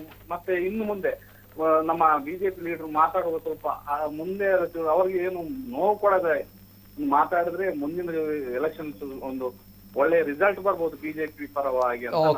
ಸರಿ ಸರ್, ಥ್ಯಾಂಕ್ ಯು. ಎಸ್, ಇದು ಪ್ರಕಾಶ್ ಅವರ ಮಾತುಗಳು. ಎಸ್, ಇನ್ನೊಂದು ಕರೆ ಇದೆ. ಹಲೋ ಸರ್, ನಮಸ್ತೆ. ಸರ್ ನಮಸ್ತೆ, ಧ್ವನಿ ಕೇಳ್ತಾ ಇದೆಯಾ sir? Okay right, thank you. Yes, Dilraj Alva ಅವರು ಆಗ್ಲೇ ಮಾತಾಡ್ತಿದ್ರಿ. ಒಂದು ವಿಚಾರ, ಇಲ್ಲಿ 4ನೇ ಬಾರಿ ಸಿಎಂ ಆಗ್ತಾರೆ ಮುಖ್ಯಮಂತ್ರಿ ಯಡಿಯೂರಪ್ಪನವರು ಸಿಎಂ ಆಗ್ತಾರೆ. ಆದ್ರೆ ಎಲ್ಲೂ ಕೂಡ ಪೂರ್ಣಾವಧಿ ಸಿಎಂ ಆಗ್ಲಿಕ್ಕೆ ಆಗ್ಲಿಲ್ಲ ಅವರಿಗೆ. ಎಲ್ಲ ಕಡೆಗಳಲ್ಲೂ ಕೂಡ ಸ್ವಪಕ್ಷೀಯರಿಂದಲೇ, ಒಂದ್ ಕಡೆ ಸ್ವಪಕ್ಷೀಯರಿಂದಲೇ, ಇನ್ನೊಂದ್ ಕಡೆ ಇನ್ನೊಂದು ಪಕ್ಷದವರಿಂದ. ಸೊ ಈ ರೀತಿ ಆಗ್ತಾ ಇರುವಂತಹ ವಿಚಾರ, ಈ ಬಾರಿ ಆದ್ರೂ ಒಂದು ಅವಕಾಶ ಸಿಗಬಹುದಿತ್ತು ಅನ್ನುವಂಥದ್ದು ಅನೇಕ ಜನರಲ್ಲಿ ಇತ್ತು. ಆದ್ರೆ ಆಗಿರುವಂತಹ ವಿಚಾರಗಳು ಎಸ್, ಯಾವ ರೀತಿ ನೋಡ್ತೀರಾ? ಇಲ್ಲ, ರಾಜಕೀಯ ವಿಶ್ಲೇಷಣೆ ಮಾಡ್ಲಿಕ್ಕೆ ಹೋದ್ರೆ ಯಾವಾಗ ಒಂದು ಪ್ರಜೆಯಾಗಿಯೂ ಕೂಡ, ನಾಗರಿಕನಾಗಿಯೂ ಕೂಡ, ಈ ತಾವು ಕೂಡ ಸಾಮಾಜಿಕ ಕಾರ್ಯಕರ್ತರಾಗಿ ಹಲವು ವಿಚಾರಗಳಲ್ಲಿ ಹೋರಾಟಗಳನ್ನ ಮಾಡಿದವರು. ಒಬ್ಬ ವ್ಯಕ್ತಿ ಈ ರೀತಿಯ ಕಷ್ಟಗಳನ್ನ ಮಾಡ್ತಾರೆ, ಈ ರೀತಿಯ ವಿಚಾರಗಳು ತಾವು ಕೂಡ ಅಲ್ಲಗಳೆಯುವಂತಿಲ್ಲ. ರಾಜ್ಯದಲ್ಲಿ ಬಿಜೆಪಿ ಬಂದಿರುವಂತದ್ದೇ ಈ ಬಾರಿ because of Yediyurappa, no doubt. ಅದ್ರಲ್ಲಿ ಯಾರು ಕೂಡ ಪ್ರಶ್ನೆ ಮಾಡುವಂತದ್ದಿಲ್ಲ. ಯಾವಾಗ ಯಡಿಯೂರಪ್ಪನವರು ಅಧಿಕಾರ ಸ್ವೀಕಾರ ಮಾಡಿದರೆ ಪ್ರತಿ ಸರಿ ಕೂಡ ಒಂದು ದುರಂತ ನಾಯಕ ಅವರು. ಆದ್ರೆ ಹೋರಾಟದ ಅಲ್ಲಿ ಕೂಡ ಮತ್ತೆ ಅಧಿಕಾರ ಇದ್ರೂ ಕೂಡ ಮತ್ತೆ ಹೋರಾಟದಲ್ಲಿ ಅಧಿಕಾರವನ್ನು ಪಡಿಬೇಕಾದಂತ ಸಂದರ್ಭದವರೆಗೆ ಬಂತು. ಅದು ನಮ್ಮ ಸನ್ಮಾನ್ಯ ಕುಮಾರಸ್ವಾಮಿ ಅವರ ಏನು 2020 ಸರ್ಕಾರದಲ್ಲಿ ಕೂಡ ಆದದ್ದು ಅದೇ. ಮತ್ತೆ ಅವರು ಜನರ ಬಳಿಗೆ ಹೋದ್ರು, ನಂಗೆ ವಿಶ್ವಾಸ ಇದಾಯ್ತಂತೇಳಿ ಮತ್ತೆ ಕುಮಾರಸ್ವಾಮಿ ಅವರು ಏನು ವಿಶ್ವಾಸ ಮಾಡ್ಲಿಲ್ಲ ಅಂತೇಳಿ ಮತ್ತೆ ಅವರು ಇದಕ್ಕೂ ರಾಜ್ಯದ ಜನತೆಯ ಮುಂದೆ ಬಂದ್ರು, ಮತ್ತೆ ಅಧಿಕಾರವನ್ನು ಪಡೆದ್ರು, ಮತ್ತೆ ಬೇರೆ ಇನ್ನೊಂದು ಪಕ್ಷಕ್ಕೆ ಹೋದ್ರು. ಇದೆಲ್ಲವೂ ಅವರ ಹೋರಾಟದ ಏನು ಎಲ್ಲ ನಮ್ಗೆ ಕಾಣ್ತಾ ಇದೆ. ಅವರು ಪಕ್ಷ ಬಿಟ್ಟ ಸಂದರ್ಭದಲ್ಲಿ ಕೂಡ ಬಿಜೆಪಿ ಪಕ್ಷಕ್ಕೆ ಅಧಿಕಾರ ಬರಲಿಲ್ಲ. ಇದು ಒಂದು ಗಮನಿಸಬೇಕಾದಂತ ಒಂದು ವಿಷಯ. ಅವರು 11% ಆ ಸಂದರ್ಭದಲ್ಲಿ ರಾಜ್ಯದಲ್ಲಿ 11% ವೋಟ್ಗಳನ್ನು ಪಡೆದಿದ್ರು. ಅದೊಂದು ದೊಡ್ಡ ಅಚೀವ್ಮೆಂಟ್. ಆ ಒಂದು ಪಕ್ಷ ಬಂದು 11% ಒಂದು ರಾಜ್ಯದ ಮತ ಪಡೀತದ ಅಂತ ಹೇಳಿದ್ರೆ ಅದು ಭಾರಿ ದೊಡ್ಡ ಸಂಗತಿ. ಇದೆಲ್ಲವನ್ನು ನೋಡ್ಕೊಂಡು ಬಂದ್ರೆ ಅವರ ಏನು ರಾಜಕೀಯ ಜೀವನ ಅಥವಾ ವಿರೋಧದ ನಡುವೆ ಕೂಡ ಅವರು ಮಾಡಿದಂತ ಒಂದು ಏನು ಕೆಲಸಗಳಾಗಿರ್ಬೋದು, ಅಥವಾ ಏನು ನಿಮ್ಮ ಲಾಟರಿ ನಿಷೇಧ ಆಗಿರ್ಬೋದು, ಸಾರಾಯಿ ನಿಷೇಧ, ಇದೆಲ್ಲವೂ ಅವರ ಒಂದು ಕೊಡುಗೆ. ಅಥವಾ ಸಾಲ ಮನ್ನಾವಾಗಿರ್ಬೋದು. ದಿಲ್ರಾಜ್ ಅವರಿಗೆ ಎಲ್ಲೋ ಒಂದ್ ಕಡೆ ನಾಗರಿಕನಾಗಿ ಅಥವಾ ಎಲ್ಲೋ ಒಂದ್ ಕಡೆ ಹೊರಗಡೆ ನಿಂತು ನೋಡಿದಾಗ ಯಡಿಯೂರಪ್ಪನವರಿಗೆ ಅವಕಾಶ ಕೊಡಬಹುದಿತ್ತೇನೋ ಅನ್ನುವಂತಹ ವಿಚಾರಗಳು. ಯಾಕಂದ್ರೆ ವಯಸ್ಸಿನ ಆಧಾರದ ಮೇಲೆ ಪ್ರಮುಖವಾಗಿ ಇಲ್ಲಿ ಯಡಿಯೂರಪ್ಪ ಯಾಕೆ ಹೊರಗೆ ಹೋಗ್ತಾರೆ ಅಂತ ಬಂದಾಗ, ಯಾಕೆ ರಾಜೀನಾಮೆ ಕೊಡ್ತಾರೆ ಅಂತ ಬಂದಾಗ ಹೈಕಮಾಂಡ್ ಹೇಳುತ್ತಂತೆ ಯಾವ ರೀತಿ ಹೇಳಿ ಒಂದು ಪಕ್ಷ ಸಿದ್ಧಾಂತದ ಪ್ರಕಾರ ವಯಸ್ಸಾಗಿದೆ ಅನ್ನುವಂಥದ್ದು. ನಾವು ಯಾವ ರೀತಿ ವಯಸ್ಸಿನ ಮಾನದಂಡದ ಮೇಲೆ ಒಬ್ಬ ವ್ಯಕ್ತಿಯನ್ನ ಅಳಿಯಬಹುದಾ, ಆತನ ಆಡಳಿತ ಅಧಿಕಾರವನ್ನ ಅಳಿಯಬಹುದು ಅನ್ನೋ ಪ್ರಶ್ನೆ. ಈಗ ಒಬ್ಬ ಸಾಮಾನ್ಯ ವ್ಯಕ್ತಿಯಾಗಿ 78 ವರ್ಷದಲ್ಲಿ ಅವರು CM ಆದದ್ದು. ಅಂದ್ರೆ 16 ಜನರನ್ನು ಕರ್ಕೊಂಡು ಬಂದು ಕಾಂಗ್ರೆಸ್ ಇಂದ, ಅದು ಆಪರೇಷನ್ ಕಮಲದಿಂದ ಆದ್ರೂ ಬೇರೆ ಇನ್ನೊಂದು ಮಾರ್ಗದ ಉಪಯೋಗಿಸಿಕೊಂಡು ಬಂದ್ರು ಕೂಡ ಅಲ್ಲಿ ಅಧಿಕಾರ ಮಾಡುವಾಗ ಇದೇ 78 ವಯಸ್ಸಿನ ಯುವಕ ಬೇಕಾಗಿತ್ತು. 2 ವರ್ಷ ಆದ್ಮೇಲೆ 78ಕ್ಕೆ ವಯಸ್ಸಾಗಿತ್ತು, ಈಗ 80. ಇನ್ನೊಂದು ಎರಡು ವರ್ಷ ಈ ಒಂದು CM ಯಡಿಯೂರಪ್ಪರ ಒಂದು ಏನು ನಾಯಕತ್ವ ಬಳಸಬಹುದಿತ್ತು. ಒಂದು ಜನಸಾಮಾನ್ಯರಾಗಿ ನಾನು ಹೇಳೋದಾದ್ರೆ ಅಷ್ಟು ಕೋವಿಡ್ ಸಂದರ್ಭದಲ್ಲಿ ಕೂಡ, ಅಥವಾ ಅವರ ಅಧಿಕಾರ ತೆಗೆದು 1 ವಾರದಲ್ಲಿ ಏನು ಈ ಮಳೆಗಾಲದ ಸಂದರ್ಭದಲ್ಲಿ ಆದಂತಹ ಪ್ರವಾಹ ಏನು ಇದಿತ್ತು, ಒಬ್ಬನೇ ಇಡೀ ರಾಜ್ಯದಾದ್ಯಂತ ಓಡಾಟ ಮಾಡಿ, ಅದಾದ್ಮೇಲೆ ಕೋವಿಡ್ ನ ಸಂದರ್ಭದಲ್ಲಿ ಕೂಡ ಏನು ಯಾವ ರೀತಿ ಸರ್ಕಾರವನ್ನು ನಡೆಸಿದ್ದಾರೆ ಇದೆಲ್ಲವೂ ತಮ್ಮ ಮುಂದಿದೆ. ಆ ಲೆಕ್ಕದಲ್ಲಿ ಇದೊಂದು ವಯಸ್ಸಿನ ಕಾರಣ ಕೊಟ್ಟು ತೆಗೆಯುವಂಥದ್ದು ಅಷ್ಟು ಸಮಂಜಸವಲ್ಲ. ಆದ್ರೆ ರಾಜಕೀಯವಾಗಿ ಅವರ ಪಕ್ಷದ ಏನ್ ನಡೆದಿತ್ತು ಅಥವಾ ಅಧಿಕಾರ ತಗೊಳ್ಳುವಾಗ್ಲೇ ಇದೊಂದು 2 ವರ್ಷದ ಅವಧಿ, ಇದೆಲ್ಲ ನಮ್ಗೆ ಜನಸಾಮಾನ್ಯರಿಗೆ ಗೊತ್ತಿರುವುದಿಲ್ಲ. ಆದ್ರೆ ನಾನು ಮತ್ತೆ ಇನ್ನೊಂದು ವಿಷಯಕ್ಕೆ ಯಾಕೆ ಇದನ್ನ ಹೇಳ್ತೇನೆ ಅಂತ ಹೇಳಿದ್ರೆ, ಯಾಕೆ ಒಬ್ಬ ಯಡಿಯೂರಪ್ಪನಂತ ನಾಯಕ ದಕ್ಷಿಣ ಕನ್ನಡದಲ್ಲಿ ಇಂಥ ಒಂದು ನಾಯಕ ಬರ್ಬೇಕು ಅಥವಾ ಇರ್ಬೇಕಿತ್ತು ಅಂತ ಹೇಳಿದ್ರೆ, ಇವತ್ತು ನೋಡಿ ಯಾವುದೇ ಒಂದು ಪಕ್ಷವನ್ನು ತಗೊಂಡ್ರು ಕೂಡ ಇಲ್ಲಿ ಹೋರಾಟದ ಗುಣ ಇವತ್ತು ಕಾಣ್ತಾ ಇಲ್ಲ. ಇವತ್ತು ನಾನು ಒಂದು ಗಮನಿಸಿದಾಗೆ ಇವತ್ತು ನಮ್ಮ ದಕ್ಷಿಣ ಕನ್ನಡ ಮತ್ತು ಉಡುಪಿ ಇವತ್ತು ಮೂಲಗೇಣಿಯ ಒಂದು ಸಮಸ್ಯೆ, ಮೂಲಗೇಣಿಯ ಸಮಸ್ಯೆ ಇವತ್ತು ಹಲವಾರು ನಾವು ನೋಡ್ಬೋದು, ಬಹಳಷ್ಟು ಇದೆ. ಇವತ್ತು ಅಂತ ಒಂದು ಆ ಒಂದು ಸೆಕ್ಟರ್ಗೆ ನಾವೊಂದು ಹೋರಾಟನೇ ಮಾಡಲಿಲ್ಲ. ಇವತ್ತು ನೀವು ಜನಸಾಮಾನ್ಯರ ಈಗ ಹೇಳಿದ್ರು ಸೈಕಲ್ ಅಲ್ಲಿ ಹೋಗ್ಬೇಕಂತೇಳಿ, ಸೈಕಲ್ ಅಲ್ಲಿ ಹೋಗಿ ಅಥವಾ ಜನಸಾಮಾನ್ಯರ ನಡುವೆ ನೀವಿದ್ರೆ ಈ ಮೂಲಗೇಣಿಯಲ್ಲಿ ಆದಂತ ದಕ್ಷಿಣ ಕನ್ನಡ ಮತ್ತು ಉಡುಪಿಯಲ್ಲಿ ಆದಂತ ಸಮಸ್ಯೆಗಳೇನು, ಒಬ್ಬ ನಾಯಕನಾಗಿ ಅದು ಯಾವ ಕಾಂಗ್ರೆಸ್ ಆಗಿರ್ಲಿ ಅಥವಾ ಬಿಜೆಪಿ ಆಗಿರ್ಲಿ, ಒಬ್ಬ ಯುವ ನಾಯಕ ಯಾವ ರೀತಿಯಲ್ಲಿ ನನ್ನಂತ ಜನಸಾಮಾನ್ಯಲ್ಲಿ ಹೋಗಿ ಮಾಡ್ಲಿಕ್ಕೆ ಸಾಧ್ಯ ಇಲ್ಲ. ಯಾಕಂತೇಳಿ ಸಂಘಟನೆಯ ಒಂದು ಶಕ್ತಿ ಬೇಕಾಗ್ತದೆ. ಆ ಒಂದು ಶಕ್ತಿ ಇಟ್ಕೊಂಡು ಯಾವ ರೀತಿ ಜನಸಾಮಾನ್ಯರಿಗೆ ನೀವು ಸಹಕಾರ ಮಾಡ್ಬೋದು, ಇದು ಒಂದು ಇಲ್ಲಿದೆ. ಇನ್ನೊಂದು ನೋಡಿ, ನೇತ್ರಾವತಿಯ ಹೋರಾಟ, ಒಬ್ಬ ಯಡಿಯೂರಪ್ಪನಂತ ನಾಯಕರು ಇರ್ತಿದ್ರೆ ಇವತ್ತು ನೇತ್ರಾವತಿಯ ಏನು ಇವತ್ತು ಆದಂತ ಒಂದು ಏನು ತಪ್ಪು ನಿರ್ಧಾರ ಇದೆ, ಇದು ಆಗ್ತಾ ಇರ್ಲಿಲ್ಲ. ಒಂದು ದಕ್ಷಿಣ ಕನ್ನಡದ ಇಂಥ ಒಂದು ನಾಯಕ ಇರ್ತಿದ್ರೆ ಖಂಡಿತವಾಗಿ ಅದೊಂದು ನಿಲ್ಲಿಸುವಂತ ಪ್ರಯತ್ನಗಳು ಆಗ್ತಾ ಇತ್ತು ಅಂತ ಹೇಳುವ ಭಾವನೆ ನನ್ನಲ್ಲಿ ಯಾವಾಗ್ಲೂ ಬರ್ತದೆ. ಆ ಒಂದು ಹೋರಾಟದ ಆ ಒಂದು ಛಲ ಇವತ್ತು ನಮ್ಮ ದಕ್ಷಿಣ ಕನ್ನಡದ ಮಟ್ಟದಲ್ಲಿ ಯಾವುದೇ ನಾಯಕನಿಗೆ ಇಲ್ಲ ಅಂತ ಹೇಳಿದ್ರು ಕೂಡ ತಪ್ಪಾಗ್ಲಿಕ್ಕಿಲ್ಲ. ಓಕೆ ಎಸ್, ಇದು ದಿಲ್ರಾಜ್ ಅವರ ಮಾತುಗಳು. ಎಲ್ಲೋ ಒಂದ್ ಕಡೆ ವಯಸ್ಸಿನ ಆಧಾರದ ಮೇಲೆ ಯಡಿಯೂರಪ್ಪನವರನ್ನ ಅಳೆಯಲಾಯಿತು ಅನ್ನುವಂಥ ಪ್ರಶ್ನೆ ಬಂದಾಗ, ಎಸ್ 82 ವರ್ಷ ಆದವರು ಕೂಡ ರಾಜ್ಯವನ್ನು ಆಳಿದ್ದಾರೆ, ವೀಲ್ ಚೇರ್ ನಲ್ಲಿ ಇದ್ದುಕೊಂಡು ಕೂಡ ರಾಜ್ಯವನ್ನು ಆಳಿದವರು ಕೂಡ ಇದ್ದಾರೆ. ಇದೆಲ್ಲವೂ ಕೂಡ ಇದ್ದಾಗ ಯಡಿಯೂರಪ್ಪನವರು ಪರ್ಫೆಕ್ಟ್ ಆಗಿದ್ರು, ಆದ್ರೂ ಕೂಡ ಯಾಕೆ ಈ ಒಂದು ಮಾನದಂಡ ಅನ್ನೋಂಥ ಪ್ರಶ್ನೆ. ಜೊತೆಗೆ ತತ್ವ ಸಿದ್ಧಾಂತಗಳು ಪಕ್ಷ ಹೇಳುತ್ತಂತೆ, ಎಸ್ ಪ್ರಶ್ನೆಯನ್ನು ಕೂಡ ಮಾಡಬೇಕಾಗುತ್ತೆ. ಯಾಕಂದ್ರೆ ಇತರ ಪಕ್ಷದ ಅಭ್ಯರ್ಥಿಗಳನ್ನ ತಂದು ತಮ್ಮ ಪಕ್ಷದಲ್ಲಿ ನಿಲ್ಲಿಸಿ ಈ ರೀತಿ ಚುನಾವಣೆಗೆ ಹೋದಾಗ ಪಕ್ಷ ಸಿದ್ಧಾಂತಗಳಲ್ಲೂ ಕೂಡ ಜನರು ಪ್ರಶ್ನೆ ಮಾಡ್ತಾ ಇದ್ದಾರೆ. ಎಸ್, ಇನ್ನೊಂದು ಕರೆ ಇದೆ. ಹಲೋ ಸರ್, ನಮಸ್ತೆ. ಹಲೋ, ನಮಸ್ತೆ ಸರ್. ನಮಸ್ತೆ, ಧ್ವನಿ ಕೇಳ್ತಾ ಇದೆಯಾ ಸರ್? ಹಾ, ಕೇಳ್ತಾ ಇದೆ ಸರ್. ನಮಸ್ತೆ ಸರ್, ಮಾತಾಡಿ. ರೇಮನ್ ಅವರು ಒಳ್ಳೆ ಮನುಷ್ಯರು. ರೇಮನ್ ಅವರು ಎಸ್ ಮಾತಾಡಿ, ಕೇಳ್ತಾ ಇದೆ ಸರ್, ಮಾತಾಡಿ. ಹಾ, ಅವರು ಒಳ್ಳೆ ಮನುಷ್ಯ ಸರ್. ಯಾವುದೇ ಒಂದು ಕೋಮು ಮಾತು ಕೂಡ ಅವರ ಬಾಯಲ್ಲಿ ಬಂದಿಲ್ಲ ಇಷ್ಟ ತನಕ. ಒಳ್ಳೆ ಗುಣಗಳು ಸರ್ ಅವರು. ಓಕೆ, ಇಂಥವ್ರು ಬೇಕು ಅಂತ ಹೇಳ್ತಾ ಇದ್ದಾರೆ. ಕೋಮು ಭಾಷಣಗಳು ಬರಲಿಲ್ಲ ಯಡಿಯೂರಪ್ಪನವರ ಬಾಯಲ್ಲಿ. ಅವ್ರು ಎಷ್ಟು ನನ್ನ ಲೈಫ್ ಅಲ್ಲಿ ಫಸ್ಟ್ ಟೈಮ್ ಒಂದ್ ದಿನ ಆದ್ರೂ ಅವ್ರು ಕೇಳಿಲ್ಲ. ಓಕೆ, ಇದನ್ನೇ ಹೇಳ್ತಾ ಇದ್ರು ದಿಲ್ರಾಜ್ ಆಳ್ವ ಅವರು, ವೈ ಹಿ ಇಸ್ ಡಿಫ್ರೆಂಟ್ ಅಂತ ಹೇಳಿದ್ರೆ. ಯಾಕಂದ್ರೆ ಹೇಳಿದಾರಲ್ಲ, ಅದು ಒಳ್ಳೆ ಮಾತನ್ನ ಕೇಳಿದೆ ಅದು. ಅಲ್ವಾ, ಯಾವುದೇ ರೀತಿಯ ಕೋಮು ಭಾಷೆಗಳನ್ನ ಅವ್ರು ಆಡ್ಲಿಲ್ಲ ಅಲ್ವಾ? ಯಾವ್ದು ನನ್ನ ಲೈಫ್ ಅಲ್ಲೇ ಅವರು ಬಾಯಲ್ಲಿ ಒಂದು ಕೇಳಲೇ ಇಲ್ಲ. ನಿಜ. ಈ ಒಂದು ಸಂದರ್ಭ ನನ್ಗೆ ನೆನಪಿಗಿರುವಂತದ್ದು, ಖಾಸಗಿ ವಾಹಿನಿ ನಿರೂಪಕರೊಬ್ರು ಒಂದು ಮಾತನ್ನ ಕೇಳ್ತಾರೆ, ಒಂದು ಪ್ರಶ್ನೆಯನ್ನ ಕೇಳ್ತಾರೆ ನಡೆದಿರುವಂತ ಒಂದು ಗಲಭೆಯ ಬಗ್ಗೆ. ಆ ಸಂದರ್ಭ ಅವರು ಹೇಳ್ತಾರೆ, ಈ ರೀತಿಯ ಕೋಮು ಭಾವನೆಗಳನ್ನ ಕೇಳಿಸುವಂತ ಯಾವುದೇ ಪ್ರಶ್ನೆಗಳನ್ನ ಕೇಳಬೇಡಿ, ಉತ್ತರವನ್ನ ಕೊಡಲ್ಲ, ನನ್ಗೆ ಆಗಲ್ಲ ಅನ್ನುವಂಥದ್ದು. Yes, that's why he is different ಅನ್ನುವಂಥದ್ದು ಯಡಿಯೂರಪ್ಪ ಅವರು. ಎಸ್, ಥ್ಯಾಂಕ್ ಯು ಸುಲೇಮನ್ ಅವರೇ, ರಹೀಮ್ ಅವರೇ. ಎಸ್, ಇನ್ನೊಂದು ಕರೆ ಇದೆ. ಹಲೋ ಸರ್, ನಮಸ್ತೆ. ಹಲೋ, ನಮಸ್ತೆ ಸರ್, ನಮಸ್ತೆ. ಕೇಳ್ತಾ ಇದೆಯಾ? ಹಲೋ, ಎಸ್ ಮಹಮ್ಮದ್ ಅವರು ಏಣೂರಿಂದ. ನಮಸ್ತೆ ಸರ್, ಮೊಹಮ್ಮದ್ ಬೇನೋಡ್ ಸರ್. ಮಾತಾಡಿ ಮಹಮ್ಮದ್ ಅವರೇ. ಏನಂತಾರೆ, BSY ಯುಗ ಅಂತ ಬಹಳ ಬೇಸರ ಆಗಿದೆ ಸರ್ ನಮ್ಮ ಜಿಲ್ಲೆಗೆ. ಓಕೆ, ಏನಂದ್ರೆ ಅವರು ಕಣ್ಣೀರು ಹಾಕಿ ಹೋಗುತ್ತಿರುವುದು ನಮಗೆ ಬಹಳ ಬೇಸರ. ಏನಂದ್ರೆ ಅವರು ನಾನು ಅವರನ್ನು ಮೆಚ್ಚಿದ್ದೇನೆಂದ್ರೆ, ನಮ್ಮ ಊರಲ್ಲಿ ಭೋಜರಾಜ ಸೇಮಿತ ಅಂತ ಒಬ್ಬರಿದ್ರು. ಅವರು ಫಸ್ಟ್ MLA ಆದಾಗ ಅವರು ಬಹಳ ಕ್ಲೋಸ್ ಇದ್ದು. ಅವರು ಒಂದು ಅವರು ಮುಖ್ಯಮಂತ್ರಿ ಆದ ನಂತರ ಅವರು ನಮ್ಮ ಊರಿಗೆ ವೇಣೂರಿಗೆ ಬಂದ ಸಂದರ್ಭದಲ್ಲಿ ಅವರು ಭೋಜರಾಜ್ ಸೇಮಿತರು ಎಲ್ಲಿದ್ದಾರೆ ಎಂದು ಪ್ರಶ್ನಿಸಿ ಅವರನ್ನು ಮಾತನಾಡಿ ಹೋಗಿದ್ದಾರೆ, ನಮ್ಮ ನೆರೆಕೆರೆಯವರು. ಆಗ ಅವರ ಗುಣ ನನಗೆ ಗೊತ್ತಾಗಿದೆ. ಅದು ಅಲ್ಲದೆ ಮತ್ತೆ ನಾನೊಂದು ಮೆಚ್ಚಿದ್ದೇನೆಂದ್ರೆ, ಕೊರೋನಾ ಸಂದರ್ಭದಲ್ಲಿ ಎಲ್ಲಾ ವಾಹಿನಿಗಳು ತಬ್ಲೀಕ್ನವರು ನಡೆಸಿದರು, ಕೊರೋನಾವನ್ನು ಪ್ರಚಾರ ಮಾಡಿದರು ಅಂತ ಹೇಳಿದಾಗ ಒಂದು ವಾಹಿನಿಯವರು ಅದನ್ನೇ ಪ್ರಶ್ನೆ ಕೇಳಿದಾಗ ಅವರು ಹೇಳಿದ್ದು, ಇದನ್ನು ನೀವು ಮಾತಾಡಬೇಡಿ ಅಂತ ಅಂದೇ ಅದನ್ನು ಸ್ಟಾಪ್ ಮಾಡಿಸಿದ್ದಾರೆ. ಅದು ಅವರಲ್ಲಿರುವ ಗಡ್ಸ್. ಈಗ ಅದು ಅಲ್ಲದೆ ದಕ್ಷಿಣ ಕನ್ನಡ ಜಿಲ್ಲೆಗೆ ಬಹಳಷ್ಟು ಅವರು ಸಹಾಯ ಮಾಡಿದ್ದಾರೆ. ಒಳ್ಳೆ ಮಂತ್ರಿ ಪದವಿಯ ಜನರಿಗೆ ಆಯ್ಕೆ ಮಾಡಿಕೊಟ್ಟಿದ್ದಾರೆ. ನಮ್ಮ ದಕ್ಷಿಣ ಕನ್ನಡ ಜಿಲ್ಲೆ ಇಷ್ಟು ಅಭಿವೃದ್ಧಿ ಆಗೋದಕ್ಕೆ ಯಡಿಯೂರಪ್ಪನ ಪಾತ್ರ ಮುಖ್ಯ ಅಂತ ನನ್ನ ಅಭಿಪ್ರಾಯ ಸರ್. ಆದ್ರೆ ಇನ್ನೂ ಆಗ್ಬಹುದು, ನಮ್ಮ ದಕ್ಷಿಣ ಕನ್ನಡ ಜಿಲ್ಲೆಯವರಿಗೂ ಮುಖ್ಯಮಂತ್ರಿ ಸಿಗುವ ಸಾಧ್ಯತೆ ಇದೆ. ಆದ್ರೂ ಅವರಿಗೆ ಈ ರೀತಿ ಆಗಬಾರ್ದಿತ್ತು ಅಂತ ಒಂದು ಯೋಚನೆ. ಓಕೆ, ಥ್ಯಾಂಕ್ ಯು ಮೊಹಮ್ಮದ್ ಅವರೇ. ಎಸ್, ಇನ್ನೊಂದು ಕರೆ ಇದೆಯಾ? ಓಕೆ, ಎಸ್, ಸತೀಶ್ ಪ್ರಭು ಅವರು. ಸರ್, ಈಗ ಈ ವಿಚಾರಕ್ಕೆ ಬರೋಣ.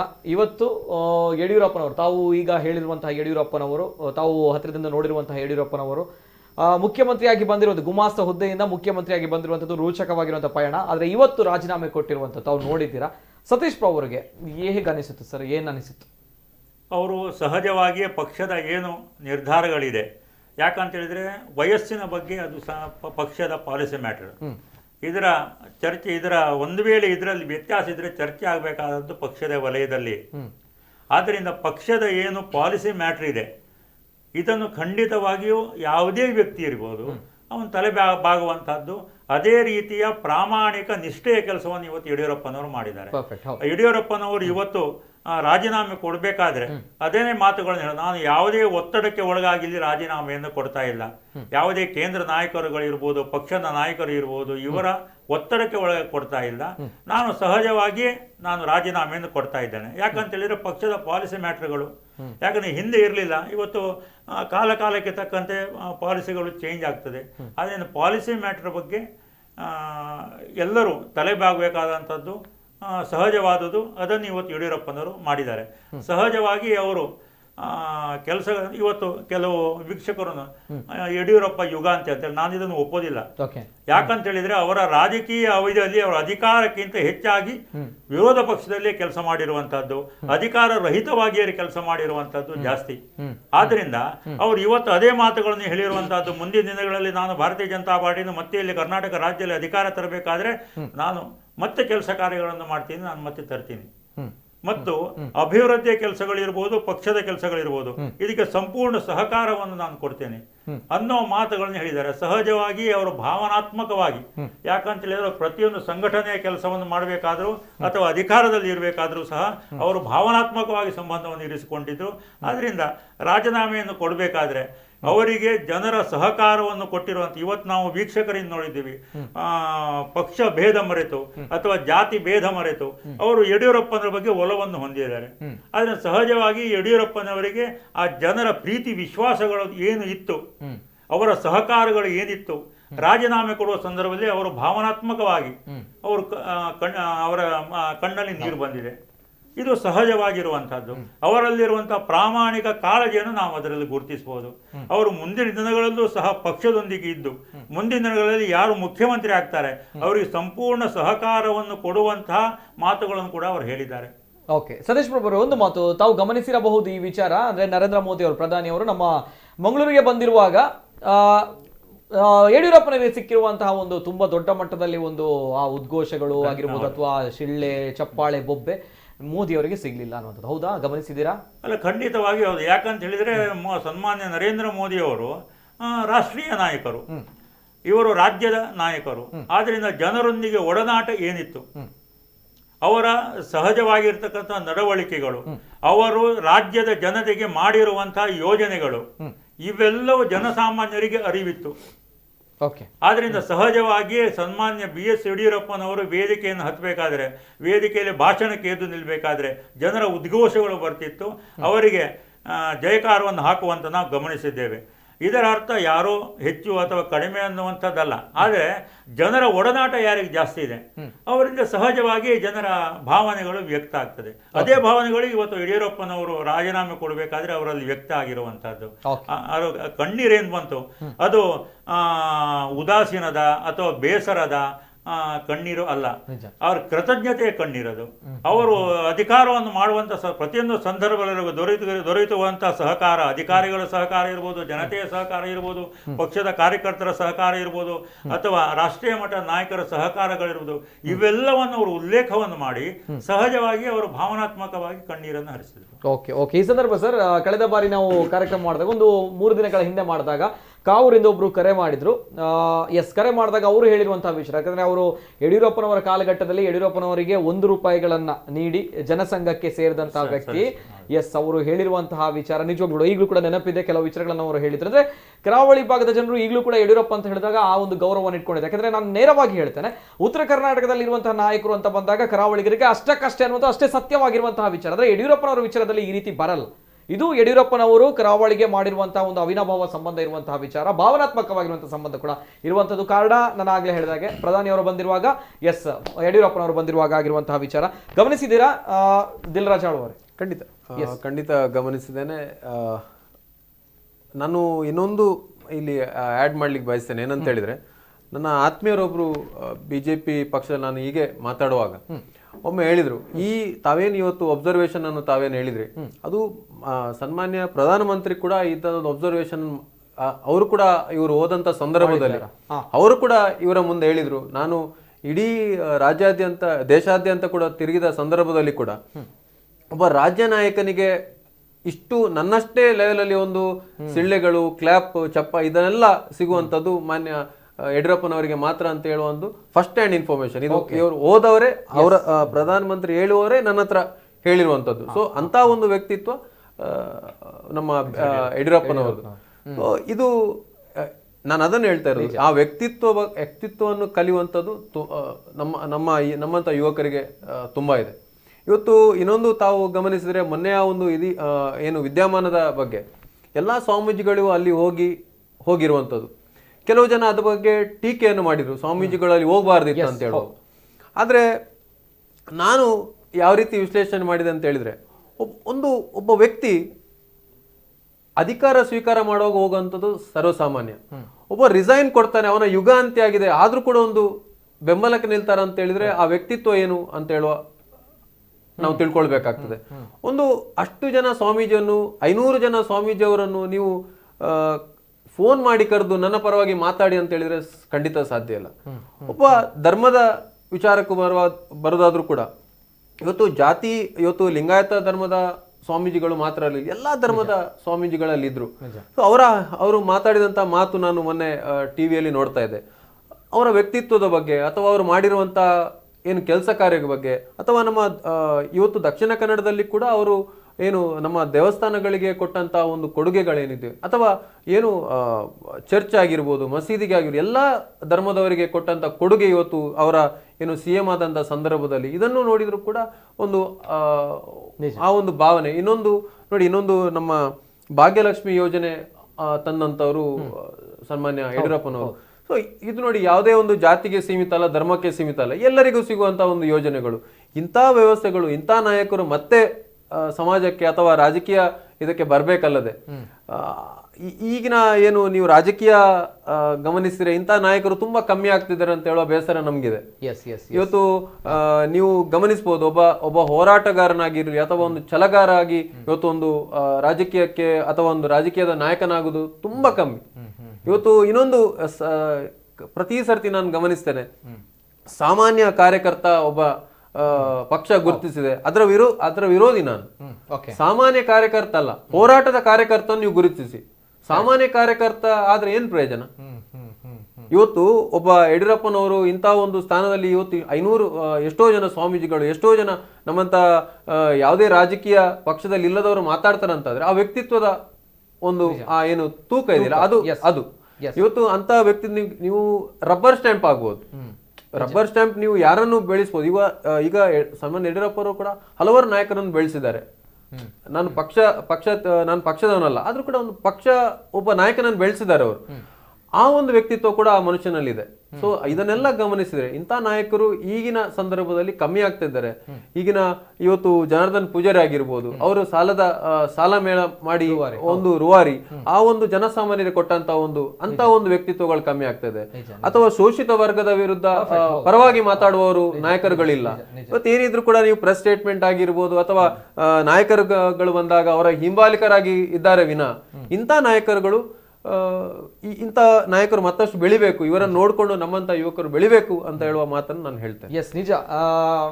ದಿಲ್ರಾಜ್ ಅವರು ಹೇಳಿರುವಂತ ಮಾತು ಸ್ವಲ್ಪ ಬೇಸರವು ಕೂಡ ಅವರು ವ್ಯಕ್ತಪಡಿಸ್ತಾ ಇದ್ರು. ಅಂದ್ರೆ ವಿಚಾರ ಏನಂತ ಹೇಳಿದ್ರೆ, ಇಲ್ಲಿ BSY ಯುಗಾಂತಿ ಅನ್ನೋ ಟೈಟಲ್ ನಾವು ಹಾಕಿದ್ವಿ. ಅಂದ್ರೆ ಇಲ್ಲಿ ಯಡಿಯೂರಪ್ಪನವರ ಯುಗಾಂತ್ಯ ಆಗ್ತಾ ಇಲ್ಲ. ಇಲ್ಲಿ ಆಗ್ತಾ ಇರುವಂತದ್ದು ಒಬ್ಬ ವ್ಯಕ್ತಿ, ಹುಟ್ಟು ಹೋರಾಟಗಾರ, ಸೈಕಲ್ನ ಹತ್ತಿ ರಾಜ್ಯವನ್ನ ಸುತ್ತಿ ಪಕ್ಷವನ್ನ ಕಟ್ಟಿದ್ದಾನೆ, ಒಂದು ತುಂಬಾ ದೊಡ್ಡ ಮಟ್ಟದಲ್ಲಿ ಸಾಮ್ರಾಜ್ಯವನ್ನ ಕಟ್ಟಿದ್ದಾನೆ. ಈ ಒಂದು ಹೋರಾಟ ಏನಿದೆ ನೋಡಿ, ಈ ಒಂದು ಪರಿಶ್ರಮ ಏನಿದೆ ನೋಡಿ, ಇಂತಹ ಪ್ರಾಮಾಣಿಕವಾಗಿರುವಂತಹ ಒಬ್ಬ ನಿಷ್ಠಾವಂತ ಕಾರ್ಯಕರ್ತನ ಒಂದು ಹೋರಾಟದ ಕತೆಗಳು ಏನಿದೆ, ಇದರ ಒಂದು ಯುಗಾಂತ್ಯ ಆಗಿದೆ ಅನ್ನುವಂಥದ್ದು. ಇನ್ನು ಯಾರೇ ಬರಲಿ, ಏನ್ ಬೇಕಾದ್ರೂ ಮಾಡ್ಕೊಳ್ಳಿ, ಆದ್ರೆ ಇಂತಹ ಕತೆಗಳನ್ನ ನಾನು ನಿರೂಪಕನಾಗಿ ಇನ್ನು ಮುಂದಕ್ಕೆ ಹೇಳಲಿಕ್ಕೆ ಸಾಧ್ಯ ಇಲ್ಲ ಅನ್ನುವಂಥದ್ದು, ನಾನು ಅಷ್ಟೇ ಸತ್ಯವಾಗಿರುವಂತಹ ವಿಚಾರವನ್ನ ಹೇಳ್ತೇನೆ. ಸಾಧ್ಯ ಇಲ್ಲ ಅನ್ನುವಂಥದ್ದು. ಯಾಕಂದ್ರೆ ಈ ಹಿಂದೆ ಇಂಥ ನಾಯಕರು ಇದ್ರು ಅಂಡ್ ಇನ್ನು ಮುಂದಕ್ಕೆ ಇಂತಹ ನಾಯಕರು ಬರಲಿಲ್ಲ ಅನ್ನುವಂಥದ್ದು ಪ್ರತಿಯೊಬ್ಬರ ಬಾಯಲ್ಲಿರುವಂತಹ ವಿಚಾರ. ಈ ಒಂದು ಕಠಿಣವಾಗಿರುವಂತಹ ಶ್ರದ್ಧೆ, ಪರಿಶ್ರಮ ಅಥವಾ ಹೋರಾಟ ಏನಿದೆ, ಇದರ ಯುಗಾಂತ್ಯ ಆಗಿದೆ ಅನ್ನುವಂಥದ್ದು ಅಷ್ಟೇ ಸತ್ಯದ ವಿಚಾರ. ಅದನ್ನು ಬಿಟ್ಟು ಯಡಿಯೂರಪ್ಪನವರ ಯುಗಾಂತ್ಯ ಆಗಿಲ್ಲ. ಸೊ ಎಲ್ಲರಿಗೂ ಕೂಡ ಗೊತ್ತಿರುವಂತಹ ವಿಚಾರ. ಇನ್ನೊಂದು ಕರೆ ಇದೆ. ಹಲೋ ಸರ್, ನಮಸ್ತೆ. ನಮಸ್ತೆ ಸರ್, ನಮಸ್ತೆ. ಧ್ವನಿ ಕೇಳ್ತಾ ಇದೆಯಾ? ಪದ್ಮನಾಭ ಅವರು ಪಕ್ಷಿಕೆರೆಯಿಂದ. ನಮಸ್ತೆ ಸರ್. ಪದ್ಮನಾಭ ಅವರು ನಮಸ್ತೆ ಸರ್. ಧ್ವನಿ ಕೇಳ್ತಾ ಇದೆಯಾ ಸರ್? ಓಕೆ, ಪದ್ಮನಾಭ ಅವರು ನಮಸ್ತೆ. ಪದ್ಮನಾಭ ಅವರು ನಮಸ್ತೆ ಸರ್. ಧ್ವನಿ ಕೇಳ್ತಾ ಇದೆಯಾ ಸರ್? ಎಸ್, ಇನ್ನೊಂದು ಕರೆ ಕೊಡಿ, ಇನ್ನೊಂದು ಕರೆ. ಎಸ್, ಹಲೋ ಸರ್, ನಮಸ್ತೆ. ಓಕೆ, ಕರೆ ಕಟ್ ಆಗಿದೆ. ದಯಮಾಡಿ ಕರೆ ಮಾಡಿದಾಗ ಟಿವಿ ಮ್ಯೂಟ್ ಮಾಡಿ ಕರೆ ಮಾಡಿ. ಎಸ್, ಒನ್ಸ್ ಅಗೇನ್ ಈ ಒಂದು ವಿಚಾರವನ್ನ ಹೇಳಬೇಕು.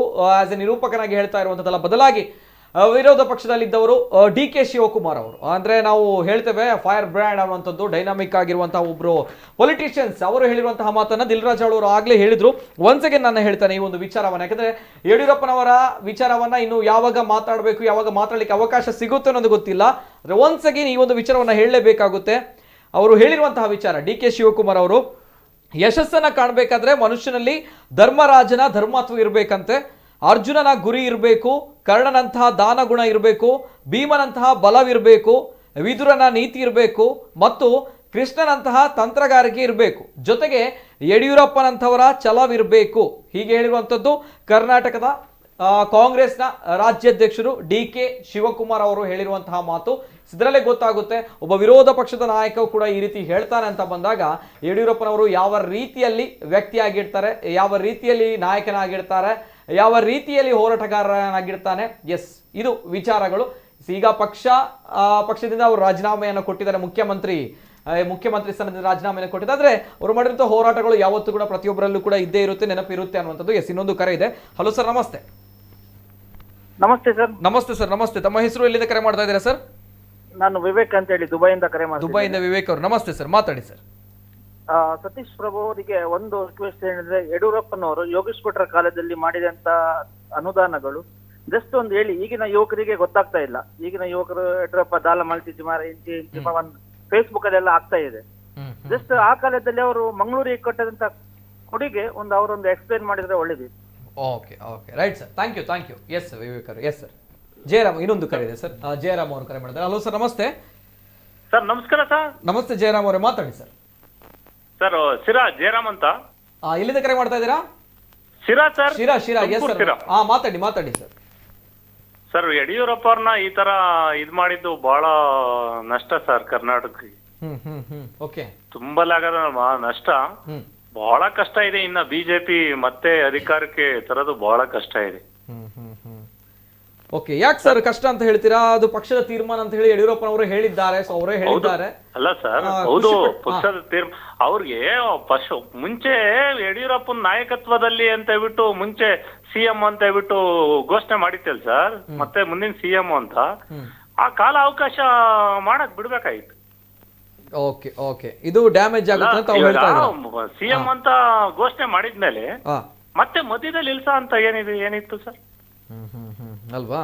ಓಕೆ, ಮಧ್ಯದಲ್ಲಿ ಇಲ್ಸ ಅಂತದ್ ಏನು ಇರ್ಲಿಲ್ಲ. ಸರಿ ಸರ್, ಈಗ ಮತ್ತೆ ಈಗ ಈಗ ಮುಂದೆ ಬಹಳ ಕಷ್ಟ ಇದೆ. ತುಂಬಾ ಅಷ್ಟ ಬಿಜೆಪಿ ಬಹಳ ಕಷ್ಟ ಇದೆ. ಓಕೆ ಓಕೆ ಓಕೆ, ಸರಿ ಸರ್, ಥ್ಯಾಂಕ್ ಯು ಧನ್ಯವಾದ ಸರ್. ಎಸ್, ಇನ್ನೊಂದು ಕರೆ ಇದೆ, ಪಕ್ಷಿಕೆರೆಯಿಂದ ಪದ್ಮನಾಭ ಅವರು ಕರೆ ಮಾಡಿದ್ದಾರೆ. ಸರ್ ನಮಸ್ತೆ. ನಮಸ್ತೆ ಸರ್, ನಮಸ್ತೆ, ಮಾತಾಡಿ ಸರ್. ಸರ್ ನಮಸ್ತೆ, ಧ್ವನಿ ಕೇಳ್ತಾ ಇದೆಯಾ ಸರ್? ಮಾತಾಡಿ ಪದ್ಮನಾಭ ಅವರೇ. ಪಾತಿರ್ಲೆ ಸರ್, ತುಳುಟೆ ಪಾತಿರ್ಲೆ ಸರ್.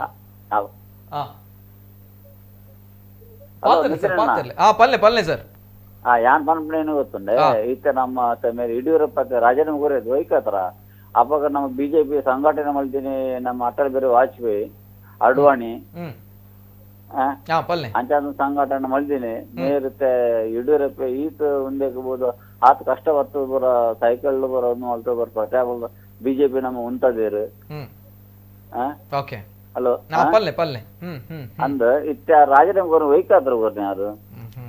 ಓಕೆ, ಅವು ಪಕ್ಷ ಸಿದ್ಧಾಂತ ಐತ ಪ್ರಕಾರ ರಾಜೀನಾಮೆ ಕೋರಿಯರ ಪನ್ಪುನಂಚಿನ ವಿಚಾರ ಅಂದ ಪಂಡ ಆರು ಸಂಘಟನೆ ಮಾಡ್ತೀನಿ. ನಮ್ಮ ಬಿಜೆಪಿ ಸಂಘಟನೆ ಮಾಡಿದ ಯಡಿಯೂರಪ್ಪ ಮೂಲ ಫಸ್ಟ್ ಇತ್ತೆ ಕಾಂಗ್ರೆಸ್ ಸೇರಿನ ಬರ್ತದೆ, ಬಿಜೆಪಿ ಸೇರಿಯರು ಅಕಲ್ನ ಪಾತ್ರ ಐತಲ್ಲ ಮೇರುಳ್ಳಿ ಅಟಲ್ ಬಿಹಾರಿ ವಾಜಪೇಯಿ ಒಂದು ನಮ್ಮ ಬಿಸಿಬಿಡು ಒಂಜಿ ಆರು ಒಂಜಿ ಪ್ರಧಾನ ಇತ್ತೇರನ್ನು 4 ವರ್ಷ ಇತ್ತೇರನ್ನು 4 ವರ್ಷ ಆರನೇ ಕಾಂಗ್ರೆಸ್ ಅವರು ಪೂರ ಅక్కడ ಮೆಜೆಸ್ಟಿ 6 ಪೂರ ಮೆಜೆಟ್ ಪೂರ ಎತ್ತದು 6 ಮಾಡ್ತೇರು. ಇತ್ತ ಅಡ್ವಾಣಿ ಅವಳು ಉಳ್ಳೇರು ಉಳ್ಳಾಡೆ ಅವಳು ಇಲ್ಲಾಡೆ ಯಡಿಯೂರಪ್ಪ ನಾನು ಅಂಚನೆ ಮಲ್ಪೇರ ನಮ್ಮ ಬಿಜೆಪಿ ಇಷ್ಟವಂತೆ ಕಾರ್ಯಕರ್ತೆ ಯಾರಲ್ಲ. Okay Padmanabha sir, thank you sir. ಸೊಲ್ಮೇಲು ಎಸ್ ಕುಡಂಜಿ ಕಾಲರ್ ಉಳ್ಳೇರ. ಹಲೋ ಸರ್, ನಮಸ್ತೆ. ಹಲೋ, ನಮಸ್ತೆ ಸರ್. ನಮಸ್ತೆ, ಪ್ರಭು ಪೊಳಲಿಯಿಂದ. ನಮಸ್ತೆ ಸರ್, ಮಾತಾಡಿ ಸರ್. ಪ್ರಭು ಅವರೇ, ನಾನು ಒಂದು ವಿಷಯ ಹೇಳ್ತೇನೆ. 1996ರಲ್ಲಿ ಕರ್ನಾಟಕದಲ್ಲಿ ಬಿಜೆಪಿ ತಾಲೂಕ್ ಪಂಚಾಯತ್ 1 ಸೀಟ್, ಇಡೀ ಕರ್ನಾಟಕ ರಾಜ್ಯದಲ್ಲಿ ತಾಲೂಕ್ ಪಂಚಾಯತ್ 1 ಸೀಟ್ ಪದ್ಮಾ ಕೊಟ್ಟರಿಂದ. ಹಲೋ, ಹೇಳಿ ಸರ್. ಹೌದು, 1 ಸೀಟ್ ತಾಲೂಕ್ ಬಿಜೆಪಿ ಬಂದದ್ದು ಕನ್ನಡದಲ್ಲಿ 1 ಸೀಟ್. ನಂತರ ಮಂಗಳೂರಲ್ಲಿ ಇದೇ ಡಿಸಿ ಆಫೀಸ್ ಹತ್ರ ಒಂದು ಪ್ರತಿಭಟನೆ, ವಿರೋಧ ಪಕ್ಷ ನಾಯಕ ಯಡಿಯೂರಪ್ಪನವರು 15,000 ಜನ ಅವತ್ತು 1999ರಲ್ಲಿ. ಅಲ್ಲಿಂದ ಯಡಿಯೂರಪ್ಪ 2 ಸೀಟ್ ಇತ್ತು ಬಿಜೆಪಿ ಕರ್ನಾಟಕದಲ್ಲಿ. ಈಗ ಬಿಜೆಪಿ ಅವರು 126 ಸೀಟ್ ಬಂತು, 104 ಸೀಟ್ ಬಂತು. ನೋಡಿ, ಒಂದು ಮನೆಯಲ್ಲಿ ಎಲ್ಲಾ ಸಮಸ್ಯೆ ಇರ್ತದೆ, ಅದು ಕೂತ್ಕೊಂಡು ಸರಿ ಮಾಡ್ಬೇಕು. ಅದು ಬಿಟ್ಟು ಅವನು ಅದು ಸರಿ ಇಲ್ಲ ಇದು ಸರಿ ಅಂತ ಹೇಳಿದ್ರೆ ಪ್ರೆಷರ್ ಹಾಕಿದ್ರೆ ಇನ್ನು ನೆಕ್ಸ್ಟ್ ಬಿಜೆಪಿ ಬರುವುದೂ ಇಲ್ಲ, 65 ಸೀಟ್ ಜಾಸ್ತಿ ಹೊಡೆಯುವುದೂ ಇಲ್ಲ. ನಾನು ಸಜೆಷನ್ ಹೇಳುದು. ಸರಿ ಸರ್, ಪ್ರಭು ಇವರ ಮಾತುಗಳು. ಎಸ್ ಸರ್, ಥ್ಯಾಂಕ್ ಯು ಧನ್ಯವಾದ. ಎಸ್ ಸರ್, ಸತೀಶ್ ಪ್ರಭು ಅವರು ಸರ್, ಅವರು ಹೇಳ್ತಾ ಇದ್ರು ಒಂದು ಮಂಗಳೂರಿನ ಬಗ್ಗೆ, ಅನುದಾನದ ಬಗ್ಗೆ ಹೇಳಬೇಕು ಅಂತ. ಅವರು ಇಡೀ ರಾಜ್ಯದಲ್ಲಿ ಬೆಂಗಳೂರನ್ನು ಹೊರತುಪಡಿಸಿ ಅತಿ ಹೆಚ್ಚು ಅನುದಾನವನ್ನು ಕೊಟ್ಟಿರುವಂತಹದ್ದು ಮತ್ತು ಇಲ್ಲಿಯ ಅಭಿವೃದ್ಧಿಯ ಬಗ್ಗೆ ಯೋಚನೆಗಳನ್ನು ಮಾಡಿದ್ದಾರೆ ಯಡಿಯೂರಪ್ಪನವರು. ಶಿವಮೊಗ್ಗದಲ್ಲಿ ಯಾವ ರೀತಿ ಅವರ ಸ್ವಂತ ಜಿಲ್ಲೆಯಲ್ಲಿ ಅಭಿವೃದ್ಧಿಯನ್ನು ಇವತ್ತು ಕಾಣಲಿಕ್ಕೆ ಸಾಧ್ಯ ಆಯಿತು, ಅದೇ ರೀತಿ ಮಂಗಳೂರಿಗೂ ಕೂಡ ಬೇರೆ ಬೇರೆ ಯೋಜನೆಗಳನ್ನು ಇಲ್ಲಿಯ ಶಾಸಕರುಗಳು ಏನೇನು ಅಭಿವೃದ್ಧಿ ಯೋಜನೆಗಳ ವಿಚಾರವನ್ನು ಮುಂದಿರಿಸಿದ್ರು ಅದೆಲ್ಲವನ್ನು ಮಾಡುವಂತಹದ್ದು. ಪ್ರತಿ ವರ್ಷಕ್ಕೆ 100 ಕೋಟಿ ವೆಚ್ಚದಲ್ಲಿ ರಸ್ತೆಗಳ ಅಭಿವೃದ್ಧಿ ಮಾಡುವಂತಹದ್ದು. ಇವತ್ತು ಕೇವಲ ಮಂಗಳೂರಿನಲ್ಲಿ 18ಕ್ಕೂ ಹೆಚ್ಚಿನ ರಸ್ತೆಗಳನ್ನು ಕಾಂಕ್ರೀಟೀಕರಣ ಮಾಡಿರುವಂತಹದ್ದು, ಅಗಲೀಕರಣ ಮಾಡಿರುವಂತಹದ್ದು ಆ ಯಡಿಯೂರಪ್ಪನವರು ಮುಖ್ಯಮಂತ್ರಿ ಆಗಿರೋ ಸಂದರ್ಭದಲ್ಲಿ. ಮಾತ್ರ ಅಲ್ಲ, ಇಲ್ಲಿಯ ಕುಡಿಯುವ ನೀರು ಯೋಜನೆ ಬಗ್ಗೆ ಇಲ್ಲಿ ರಿಸರ್ವಾಯರ್ಗಳನ್ನು ಅಪ್ಗ್ರೇಡ್ ಮಾಡುವಂತಹದ್ದು ಮತ್ತು ತುಂಬೆಯಲ್ಲಿ ಆ ವೆಟ್ವೆಲ್ ಏನಿದೆ ಇದನ್ನು ರಚಿಸುವಂತಹದ್ದು, ಇದರ ಗಾತ್ರವನ್ನು ಹಿಗ್ಗಿಸುವಂತಹದ್ದು, ಇವೆಲ್ಲವನ್ನು ಕೆಲಸ ಮಾಡಿರುವಂಥ ಸನ್ಮಾನ್ಯ ಯಡಿಯೂರಪ್ಪನವರು. ಇಲ್ಲಿಯ ಕೋರ್ಟ್ ಕಟ್ಟಡ ಇರ್ಬೋದು, ಇಲ್ಲಿಯೂ ಸಹ ಈ ಕೋರ್ಟ್ ಕಟ್ಟಡಕ್ಕೆ ವಿಶೇಷವಾದಂಥ ಅನುದಾನವನ್ನು ಕೊಟ್ಟು ಇದಕ್ಕೆ ಕಾರ್ಯಕ್ಕೆ ವೇಗವನ್ನು ದೊರಕಿಸಿಕೊಟ್ಟಿರೋರು ಯಡಿಯೂರಪ್ಪನವರು. ಅದೇ ರೀತಿಯಲ್ಲಿ ಇಲ್ಲಿಯ ಮತ್ತೊಂದು ಬಹುದೊಡ್ಡ ಸಮಸ್ಯೆ ಆಗಿರೋ ಒಳಚರಂಡಿ ವ್ಯವಸ್ಥೆ ಇದೆ. ಇಲ್ಲಿ ಎಲ್ಲ ವೆಟ್ವೆಲ್ಗಳು ಏನಿದೆ ಇದು ಅಪ್ಗ್ರೇಡ್ ಮಾಡುವಂಥದ್ದು. ಮತ್ತು ಎಲ್ಲೆಲ್ಲಿ ಸಮಸ್ಯೆಗಳಿದೆ ಇದರಲ್ಲಿ ಪರಿಹಾರ ಮಾಡುವ ನಿಟ್ಟಿನಲ್ಲಿ ಯೋಜನೆಗಳನ್ನು ಮಾಡಿರುವಂಥದ್ದು. ಈ ರೀತಿಯಲ್ಲಿ ಜಿಲ್ಲೆಯ ಅಭಿವೃದ್ಧಿ ದೃಷ್ಟಿಯಿಂದ ಪ್ರತಿಯೊಂದು ಸಂದರ್ಭದಲ್ಲಿ ಕೂಡ ಅವರು ಜಿಲ್ಲೆಯ ಶಾಸಕರುಗಳು ಏನು ಮನವಿಯನ್ನು ಮಾಡಿದರು ಅವೆಲ್ಲಕ್ಕೂ ಪೂರಕವಾಗಿ ಸ್ಪಂದನೆಯನ್ನು ಮಾಡಿರುವಂಥದ್ದು. ಅದೇ ರೀತಿಯಲ್ಲಿ ಜಿಲ್ಲೆಯ ಮತ್ತೊಂದು ದೊಡ್ಡ ವರ್ಗ ಇರುವಂಥ ಮೀನುಗಾರರಿಗೆ ಕಡಿಮೆ ಬಡ್ಡಿ ದರದಲ್ಲಿ ಸಾಲ ಕೊಡುವಂಥದ್ದು, ಬಡ್ಡಿ ರಹಿತವಾಗಿ ಸಾಲ ಕೊಡುವಂಥದ್ದು. ಅದೇ ರೀತಿ ಮೀನುಗಾರ ಮಹಿಳೆಯರಿಗೆ ಸಣ್ಣ ಸಣ್ಣ ಸಾಲ ಏನಿದೆ 5,000 ರೂಪಾಯಿ 10,000 ಸಾಲ ಏನಿದೆ ಇದನ್ನು ಬಡ್ಡಿ ರಹಿತವಾಗಿ ಕೊಡುವುದರ ಮೂಲಕ ಅವರು ಸ್ವಯೋದ್ಯೋಗಕ್ಕೆ ಪ್ರೇರಣೆಯನ್ನು ಕೊಡುವಂಥದ್ದು. ಈ ರೀತಿಯಲ್ಲಿ ಪ್ರತಿಯೊಂದು ವರ್ಗಕ್ಕೂ ಕೂಡ ಯೋಜನೆಗಳನ್ನು ರೂಪಣೆ ಮಾಡಿರುವಂಥದ್ದು ಸನ್ಮಾನ್ಯ BS ಯಡಿಯೂರಪ್ಪನವರು. ಆದ್ದರಿಂದ ಯಾವ ರೀತಿಯಲ್ಲಿ ಬೆಂಗಳೂರು ಅಭಿವೃದ್ಧಿಗೆ ಶ್ರಮವಹಿಸಿದ್ರು, ಶಿವಮೊಗ್ಗದ ಅಭಿವೃದ್ಧಿಯನ್ನು ಮಾಡಿದ್ರು, ಅದೇ ರೀತಿಯಲ್ಲಿ ದಕ್ಷಿಣ ಕನ್ನಡ ಜಿಲ್ಲೆಯ ಅಭಿವೃದ್ಧಿ ಕೂಡ ಯಡಿಯೂರಪ್ಪನವರ ಪಾತ್ರ ಮಹತ್ತರವಾಗಿರುವಂಥದ್ದು. ಇವತ್ತು ಅನೇಕ ಮಹನೀಯರು ಕೂಡ ಹೇಳಿದರು ಯಡಿಯೂರಪ್ಪನವರಿಗೆ ಇವತ್ತು ಅನ್ಯಾಯ ಇದೆ. ಖಂಡಿತವಾಗಿಯೂ ಇಲ್ಲ. ಯಾಕಂದರೆ ಯಡಿಯೂರಪ್ಪನವರು ಹೇಳಿದ ಯಾವುದೇ ಒತ್ತಡಕ್ಕೆ ಒಳಗಾಗಿ ನಾನು ರಾಜೀನಾಮೆ ಕೊಡ್ತಾ ಇಲ್ಲ ಮತ್ತು ಮುಂದಿನ ದಿನಗಳಲ್ಲಿ ಪಕ್ಷದ ಚಟುವಟಿಕೆಯಲ್ಲಿ ನಾನು ತೊಡಗಿಸಿಕೊಳ್ತೇನೆ. ಖಂಡಿತವಾಗಿಯೂ ಯಡಿಯೂರಪ್ಪನವರು ಮುಂದಿನ ದಿನಗಳಲ್ಲಿ ಯುವಕರಿಗೆ ಪ್ರೇರಣೆಯಾಗಿ, ಯಾಕಂದರೆ ಅವರು ಪ್ರತಿಯೊಂದು ಹೋರಾಟ 1983ರಿಂದ ನಾನು ಅವರನ್ನು ನೋಡ್ತಾ ಇದ್ದೇನೆ, 83ರಿಂದ ಇವತ್ತಿನವರೆಗೆ ಪ್ರತಿಯೊಂದು ಸಂದರ್ಭದಲ್ಲಿ ಅಧಿಕಾರದಲ್ಲಿರಲಿ ಅಧಿಕಾರ ಇಲ್ಲದೇ ಇರಲಿ ಅವರ ಆ ಒಂದು ಓಡಾಟ ಏನಿದೆ, ಇಡೀ ವಯಸ್ಸಿನಲ್ಲಿ ಅವರೆಲ್ಲ ಹೋರಾಟದ ಕೆಚ್ಚು ಏನಿದೆ ಮತ್ತು ಅಭಿವೃದ್ಧಿಯ ಛಲ ಏನಿದೆ ಇವೆಲ್ಲವೂ ಕೂಡ ಮುಂದಿನ ದಿನಗಳಲ್ಲಿ ರಾಜಕೀಯ ಕಾರ್ಯಕರ್ತರಿಗೆ ಪ್ರೇರಣೆ. ಯಾಕಂದರೆ ಇವತ್ತಿನ ದಿನಗಳಲ್ಲಿ ಯುವಜನತೆ ಇವತ್ತಿನ ರಾಜಕೀಯ ವ್ಯವಸ್ಥೆಯಿಂದಾಗಿ ರಾಜಕೀಯದ ಬಗ್ಗೆ ತಿರಸ್ಕಾರ ಮಾಡುವಂಥ ಇವತ್ತು ವಾತಾವರಣ ಏನಿದೆ ಇದನ್ನು ನಿವಾರಿಸಬೇಕಾದ್ರೆ ಯಡಿಯೂರಪ್ಪನಂತವರು ಪ್ರೇರಣೆ ಆಗಬೇಕು. ಯಾಕಂತೇಳಿದರೆ ಪ್ರತಿಯೊಂದು ಸಂದರ್ಭದಲ್ಲಿ ಅವರಿಗೆ ವ್ಯತಿರಿಕ್ತ ವ್ಯವಸ್ಥೆಗಳು ಇದ್ರೂ ಸಹ ವಿರೋಧಗಳು ಸ್ವಪಕ್ಷೀಯರಿಂದ ಇರ್ಬೋದು ವಿಪಕ್ಷೀಯರಿಂದ ವಿರೋಧಗಳು ಇದ್ರೂ ಸಹ ಅದನ್ನು ಸಮರ್ಥವಾಗಿ ನಿಭಾಯಿಸಿದ್ರು. ತಾನು ನಂಬಿರುವಂತಹ ಏನು ಕೆಲಸ ಕಾರ್ಯಗಳಿದೆ, ಜನಹಿತ ಸಾಧನೆ ಮಾಡುವಂಥ ಏನವರಲ್ಲಿ ಛಲ ಇದೆ ಇದನ್ನು ಮಾಡೋದರಲ್ಲಿ ಅವರು ತನ್ನನ್ನು ತೊಡಗಿಸಿಕೊಂಡ್ರು, ಯಶಸ್ವಿಯಾದರು, ಜನತೆಯ ವಿಶ್ವಾಸವನ್ನು ಗಳಿಸಿದರು. ನಿಜ ನಿಜ. ಹೆಜ್ಜೆ ಹೆಜ್ಜೆಗೂ ಕಷ್ಟ ಬಂದಿತ್ತು ಅಲ್ವಾ ಸರ್? ಪ್ರತಿಯೊಂದು ಇವತ್ತಿನ ದಿನಗಳು ಸಹ ಕೊರೋನಾ ಇರ್ಬೋದು, ಪ್ರವಾಹ, ಅವರು ಇವತ್ತು ರಾಜೀನಾಮೆ ಕೊಟ್ಟಿದ್ದಾರೆ. ನಿನ್ನೆಯವರೆಗೆ ಪ್ರತಿಯೊಂದು ಆ ಪ್ರವಾಹ ಪೀಡಿತ ಪ್ರದೇಶಗಳಲ್ಲಿ ಭೇಟಿಯನ್ನು ಮಾಡಿದ್ರು, ಅವರಿಗೆ ಅನುದಾನವನ್ನು ಕೊಟ್ಟಿದ್ರು, ಸರ್ಕಾರಿ ನೌಕರರ ಬೇಡಿಕೆ ತುಟ್ಟಿಬತ್ತೆಯ ಬೇಡಿಕೆಯಿಂದ ಅದನ್ನು ಸಾಕಾರ ಮಾಡಿದ್ರು. ಈ ರೀತಿಯಲ್ಲಿ ತಾನು ಅಧಿಕಾರ ವಹಿಸಿದ ದಿನದಿಂದ ಅಧಿಕಾರವನ್ನು ತ್ಯಾಗ ಮಾಡುವಂತಹ ಕ್ಷಣದವರೆಗೂ ಕೂಡ ಅವರು ರಾಜ್ಯದ ಅಭಿವೃದ್ಧಿಯ ಬಗ್ಗೆ, ಜನತೆಯ ಹಿತದ ಬಗ್ಗೆ ಚಿಂತನೆಗಳನ್ನು ಮಾಡಿದರು. ಖಂಡಿತವಾಗಿಯೂ ರಾಜಕೀಯ ಕ್ಷೇತ್ರಕ್ಕೆ ಒಂದು ಅನುಕರಣೀಯವಾಗಿರ್ತಕ್ಕಂಥ ಆದರ್ಶವಾಗಿರುವಂತಹ ವ್ಯಕ್ತಿ ಯಡಿಯೂರಪ್ಪನವರು. Yes sir, beautiful beautiful. Yes sir, ಕೊನೆಯದಾಗಿ ದಿಲ್ರಾಜ್ ಆಳ್ವ ಸರ್ ಏನು ಹೇಳಲಿಕ್ಕೆ ಇಷ್ಟಪಡ್ತಾರೆ ಸರ್? ಎಸ್ ಇಲ್ಲ, ನಾನೊಬ್ಬ ಹೇಳಿದ್ರೆ ಒಬ್ಬ ಸಾಮಾನ್ಯ ಪ್ರಜೆಯಾಗಿ ಅಥವಾ ಒಬ್ಬ ಯುವಕನಾಗಿ ಇವತ್ತು ಯಡಿಯೂರಪ್ಪರ ನಾಯಕತ್ವ ಇದರ ಬಗ್ಗೆ ಇನ್ನಷ್ಟು ಯಾವ ರೀತಿ ಅವರ ಹೋರಾಟಗಳಿದೆ, ಅವರ ನಾಯಕತ್ವ ಏನಿದೆ ಇದರ ಬಗ್ಗೆ ನಾವು ತಿಳಿಸಿ ಅಥವಾ ನಮ್ಮ ಹಿರಿಯರ ಹತ್ರ ನಾವು ತಿಳಿಸಿ ನಾವು ಹೇಗೆ ನಮ್ಮ ವ್ಯಕ್ತಿತ್ವದಲ್ಲಿ ಅದನ್ನು ವ್ಯಕ್ತಪಡಿಸ್ಬೋದು, ಇದನ್ನೆಲ್ಲ ನಮ್ಮ ಯುವಕರು ಇವತ್ತು ಮಾಡಬೇಕಾಗಿದೆ. ಮತ್ತು ಇನ್ನೊಂದು ಯಡಿಯೂರಪ್ಪರ ಬಗ್ಗೆ ಈಗಾಗಲೇ ನಮ್ಮ ಹಿರಿಯರು ಹೇಳಿದಾಗೆ ಅವರ ಆ ಏನು ಛಲದ ಅಥವಾ ಹೋರಾಟದ ಗುಣಗಳಿದೆ ಅದು ಅವರ ಅಧಿಕಾರದಲ್ಲಿ ಇರುವಾಗಲೂ ಕೂಡ ನಾವು ನಿನ್ನೆವರೆಗೆ ಕೂಡ ಅವರು ಆ ಒಂದು ಏನು ಫ್ಲಡ್ನ ಸಂದರ್ಭದಲ್ಲಿ ಕೂಡ ಅಲ್ಲಿ ಹೋಗಿರುವಂಥದ್ದು ಇದೆಲ್ಲವೂ ನೋಡಿದರೆ ಅವರ ಏನು ಆ ದುರಂತ ನಾಯಕ ಅಂತ ಹೇಳಿದ್ರು ಕೂಡ ತಪ್ಪಾಗ್ಲಿಕ್ಕಿಲ್ಲ. ಆ ಹೋರಾಟದ ಅಧಿಕಾರ ಬಂದಾಗ್ಲೂ ಕೂಡ ಹೋರಾಟ ಮಾಡಿ ಬಂದವರು. ಆದರೆ ನನ್ನ ವೈಯಕ್ತಿಕ ನಿಲುವು ಏನಂತ ಹೇಳಿದರೆ ಇಂಥ ಒಂದು ನಾಯಕತ್ವ ಗುಣವನ್ನು ನಾವು ಹೇಗೆ ನಮ್ಮನ್ನು ರೂಢಿಸ್ಬೋದು, ಇದು ಆದರೆ ಯುಗ ಅಂತ್ಯ ಆಗಲಿಕ್ಕೆ ಸಾಧ್ಯ ಇಲ್ಲ. BSY ಅವರ ನಾಯಕತ್ವ ಅಥವಾ ಒಂದು CMನ ಏನು ಇದಿದೆ ಅದು ಅಂತ್ಯ ಆಗ್ಬೋದು. ಆದರೆ ಅವರ ವ್ಯಕ್ತಿತ್ವವನ್ನು ನಮ್ಮಂಥ ಯುವಕರು ಏನಾದರೂ ರೂಢಿಸ್ಕೊಂಡ್ರೆ ಖಂಡಿತವಾಗಿಯ ಅವರ ಹೋರಾಟದ ಛಲದ ಏನು ಯುಗ ಇದೆ ಅದು ಖಂಡಿತವಾಗಿ ಅಂತ್ಯ ಆಗ್ಲಿಕ್ಕಿಲ್ಲ. ಅವರ ಏನು ದಲಿತರ ಪರವಾಗಿ, ದೀನದಲಿತರ ಪರವಾಗಿ ಅಥವಾ ಶೋಷಿತರ ಪರವಾಗಿ ಏನು ಅವರ ಒಂದು ಕಮಾಂಡಿಂಗ್ ವಾಯ್ಸ್ ಇತ್ತು ಅದನ್ನು ನಮ್ಮಂಥ ಯುವಕರು ಮುಂದಿನ ದಿವಸಗಳಲ್ಲಿ ಸಮಾಜಕ್ಕೆ ಕೊಟ್ಟರೆ ಖಂಡಿತವಾಗಿ ಅವರ ನಾಯಕತ್ವ ಇನ್ನಷ್ಟು ದಿನ ಸಮಾಜಕ್ಕೆ ಇರ್ತದೆ ಅಂತ ಹೇಳೋ ಒಂದು ಮಾತನ್ನು ಹೇಳಲಿಕ್ಕೆ ಬಯಸ್ತೇನೆ. ಎಸ್ ಸರ್, ಅನೇಕ ಕರೆಗಳು ಬರ್ತಾ ಇದೆ, ಆದರೆ ಸಮಯದ ಅಭಾವ ಕೂಡ ತುಂಬಾನೇ ಇರುವಂಥದ್ದು. ಜೊತೆಗೆ ಕೊನೆಯದಾಗಿ ಇದು ಸದ್ಯ ಇವತ್ತು ರಾಜ್ಯ ರಾಜಕಾರಣದಲ್ಲಿ ತುಂಬ ಮಹತ್ವದ ಒಂದು ಘಟನೆ ನಡೆಯುತ್ತೆ. ನಮ್ಮ ರಾಜ್ಯದ ಮುಖ್ಯಮಂತ್ರಿಗಳು BS ಯಡಿಯೂರಪ್ಪನವರು ರಾಜೀನಾಮೆಯನ್ನು ಕೊಟ್ಟಿದ್ದಾರೆ. ಆದರೆ ಆಗಿರುವಂತಹ ಘಟನೆಗಳು ಒಂದು 2-3 ದಿನಗಳಿಂದ ತುಂಬ ದೊಡ್ಡ ಮಟ್ಟದಲ್ಲಿ CM ಕುರ್ಚಿಗಾಗಿ ಹಗ್ಗ ಜಗ್ಗಾಟ ನಡೆದಿತ್ತು. 2-3 ದಿನಗಳು ಮಾತ್ರ ಅಲ್ಲ, 3-4 ತಿಂಗಳುಗಳ ಹಿಂದೆ ನಡೆದಿರುವಂತಹ ಪ್ರೊಸೆಸ್ಗಳು ತಮ್ಗೆ ಗೊತ್ತಿದೆ ಯಾವ ರೀತಿ ಇದೆ ಹಗ್ಗ ಜಗ್ಗಾಟ. ಯಾರೆಲ್ಲ CM ಕುರ್ಚಿ ಬೇಕು ಬೇಕು ಬೇಕು ಅಂತ ಹೇಳಿ ಹಾತೊರಿತಾ ಇದ್ದಾರೆ ಅನ್ನುವಂಥದ್ದು ಯಾವ ರೀತಿ ಬೆಳವಣಿಗೆ ಆಗ್ತಾ ಇದೆ ಗಮನಿಸ್ತಾ ಇದ್ದೀರಾ.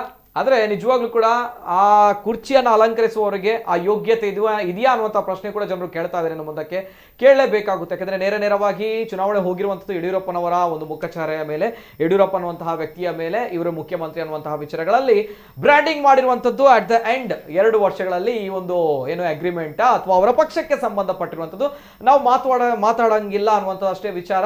ಆದರೆ ಎಸ್, ಇನ್ನು ಮುಂದಕ್ಕೆ ಯಾರು ಮುಖ್ಯಮಂತ್ರಿ ಆಗ್ತಾರೆ ಅನ್ನೋದು ನಾಳೆ ಗೊತ್ತಾಗುತ್ತೆ ಅನ್ನುವಂತಹ ವಿಚಾರ. ಆದರೆ ಯಡಿಯೂರಪ್ಪ ಅನ್ನುವಂತಹ ಹುಟ್ಟು ಹೋರಾಟಗಾರ ಏನಿದ್ದಾರೆ ನೋಡಿ, ಇವರ ಒಂದು ಆ ಹೋರಾಟದ ಗುಣ ಮತ್ತೆ ಒಂದು ಪಕ್ಷವನ್ನ ತಳಮಟ್ಟದಿಂದ ಕಟ್ಟಿದಂತಹ ಇವರ ಆ ಒಂದು ಗುಣ ಏನಿದೆ, ಆ ಒಂದು ಪಕ್ಷ ಸಂಘಟನೆ ಆಗಿರ್ಬೋದು, ಇದೆಲ್ಲವೂ ಕೂಡ ಯಡಿಯೂರಪ್ಪರೇ ಸಾಟಿ, ಬೇರೆ ಯಾರೂ ಇಲ್ಲ ಅನ್ನುವಂತಹ ವಿಚಾರ. ಅವರ ಸಾಮ್ರಾಜ್ಯವನ್ನ ಅವರೇ ಕಟ್ಟಿದ್ದಾರೆ, ಆ ಸಾಮ್ರಾಜ್ಯದಲ್ಲಿ ರಾಜನಾಗಿ ಮೆರೆದಿದ್ದಾರೆ. ಇದೀಗ ರಾಜಧರ್ಮವನ್ನ ಪಾಲಿಸಿಕೊಂಡು ಹೊರ ನಡೆದಿದ್ದಾರೆ. ಯಾರೋ ಕಳ್ಳರಂತೆ ಕೊಟ್ಟಿರುವಂತಹ ಮಾತನ್ನ ತಪ್ಪಿ ನಡೆದಿಲ್ಲ, ರಾಜನಾಗಿ ರಾಜಧರ್ಮವನ್ನ ಪಾಲಿಸಿದ್ದಾರೆ. ಸೊ ಅದಕ್ಕೊಂದು ನಮ್ಮೆಲ್ಲರ ಕಡೆಯಿಂದ ಹ್ಯಾಟ್ಸ್ ಆಫ್ ನಾವು ಹೇಳಲೇಬೇಕಾಗುತ್ತೆ. ಯಾಕಂದ್ರೆ ಇತರರು ಈ ರಾಜಕೀಯದ ಆಸೆಗೋಸ್ಕರ ಕಳ್ಳತನವನ್ನ ಮಾಡಿದಾಗ, ಕಳ್ಳರ ಹಾಗೆ ನಡೆದುಕೊಂಡಿರುವಾಗ, ಕೊಟ್ಟ ಮಾತನ್ನ ತಪ್ಪಿರುವಾಗ, ಆಗ್ಲೂ ಕೂಡ ಒಂದು ನಿಷ್ಠಾವಂತನಾಗಿ ಸತ್ಯದ ನಡೆಯಲ್ಲಿ ನಡೆದವರು ಯಡಿಯೂರಪ್ಪನವರು. ಸೊ ಹಾಗಾಗಿ ಈ ಒಂದು ಕಾಲಘಟ್ಟ ಏನಿದೆ ಅವರಿಗೆ ಅಭಿನಂದನೆಗಳನ್ನ, ಧನ್ಯವಾದಗಳನ್ನ ತಿಳಿಸೋದಕ್ಕೆ ರೈಟ್ ಟೈಮ್ ಅನ್ನೋದು ನನ್ನ ಭಾವನೆ. ಸೊ ಹಾಗಾಗಿ ಎಸ್, ನಮ್ಮ ಜೊತೆ ಇವತ್ತಿರುವಂತಹ ಗಣ್ಯ ವ್ಯಕ್ತಿಗಳು ದಿಲ್ರಾಜ್ ಆಳ್ವ ಅವರು, sir thank you so much sir. ಅದೇ ರೀತಿ ಸತೀಶ್ ಪ್ರಭು ಅವರು, sir thank you so much sir. Yes ವೀಕ್ಷಕರು, ಇದು ಇವತ್ತಿನ ವಿಶೇಷ. BS ಯಡಿಯೂರಪ್ಪನವರು, ಬೂಕನಕೆರೆ ಸಿದ್ದಲಿಂಗಪ್ಪ ಯಡಿಯೂರಪ್ಪ, ಯಾವತ್ತೂ ಕೂಡ ಅಭಿಮಾನ ಗೌರವ ಇರುತ್ತೆ. ಇದು ಇವತ್ತಿನ ವಿಶೇಷ. ನಿರಂತರ ಸುದ್ದಿ ಹಾಗೂ ಮನೋರಂಜನೆಗಾಗಿ ನೋಡ್ತಾ ಇರಿ ನಮ್ಮ ಕೂಡಲೇ ನ್ಯೂಸ್ 24/7. ಎಲ್ಲೇ ಮೀರಿದಂತಹ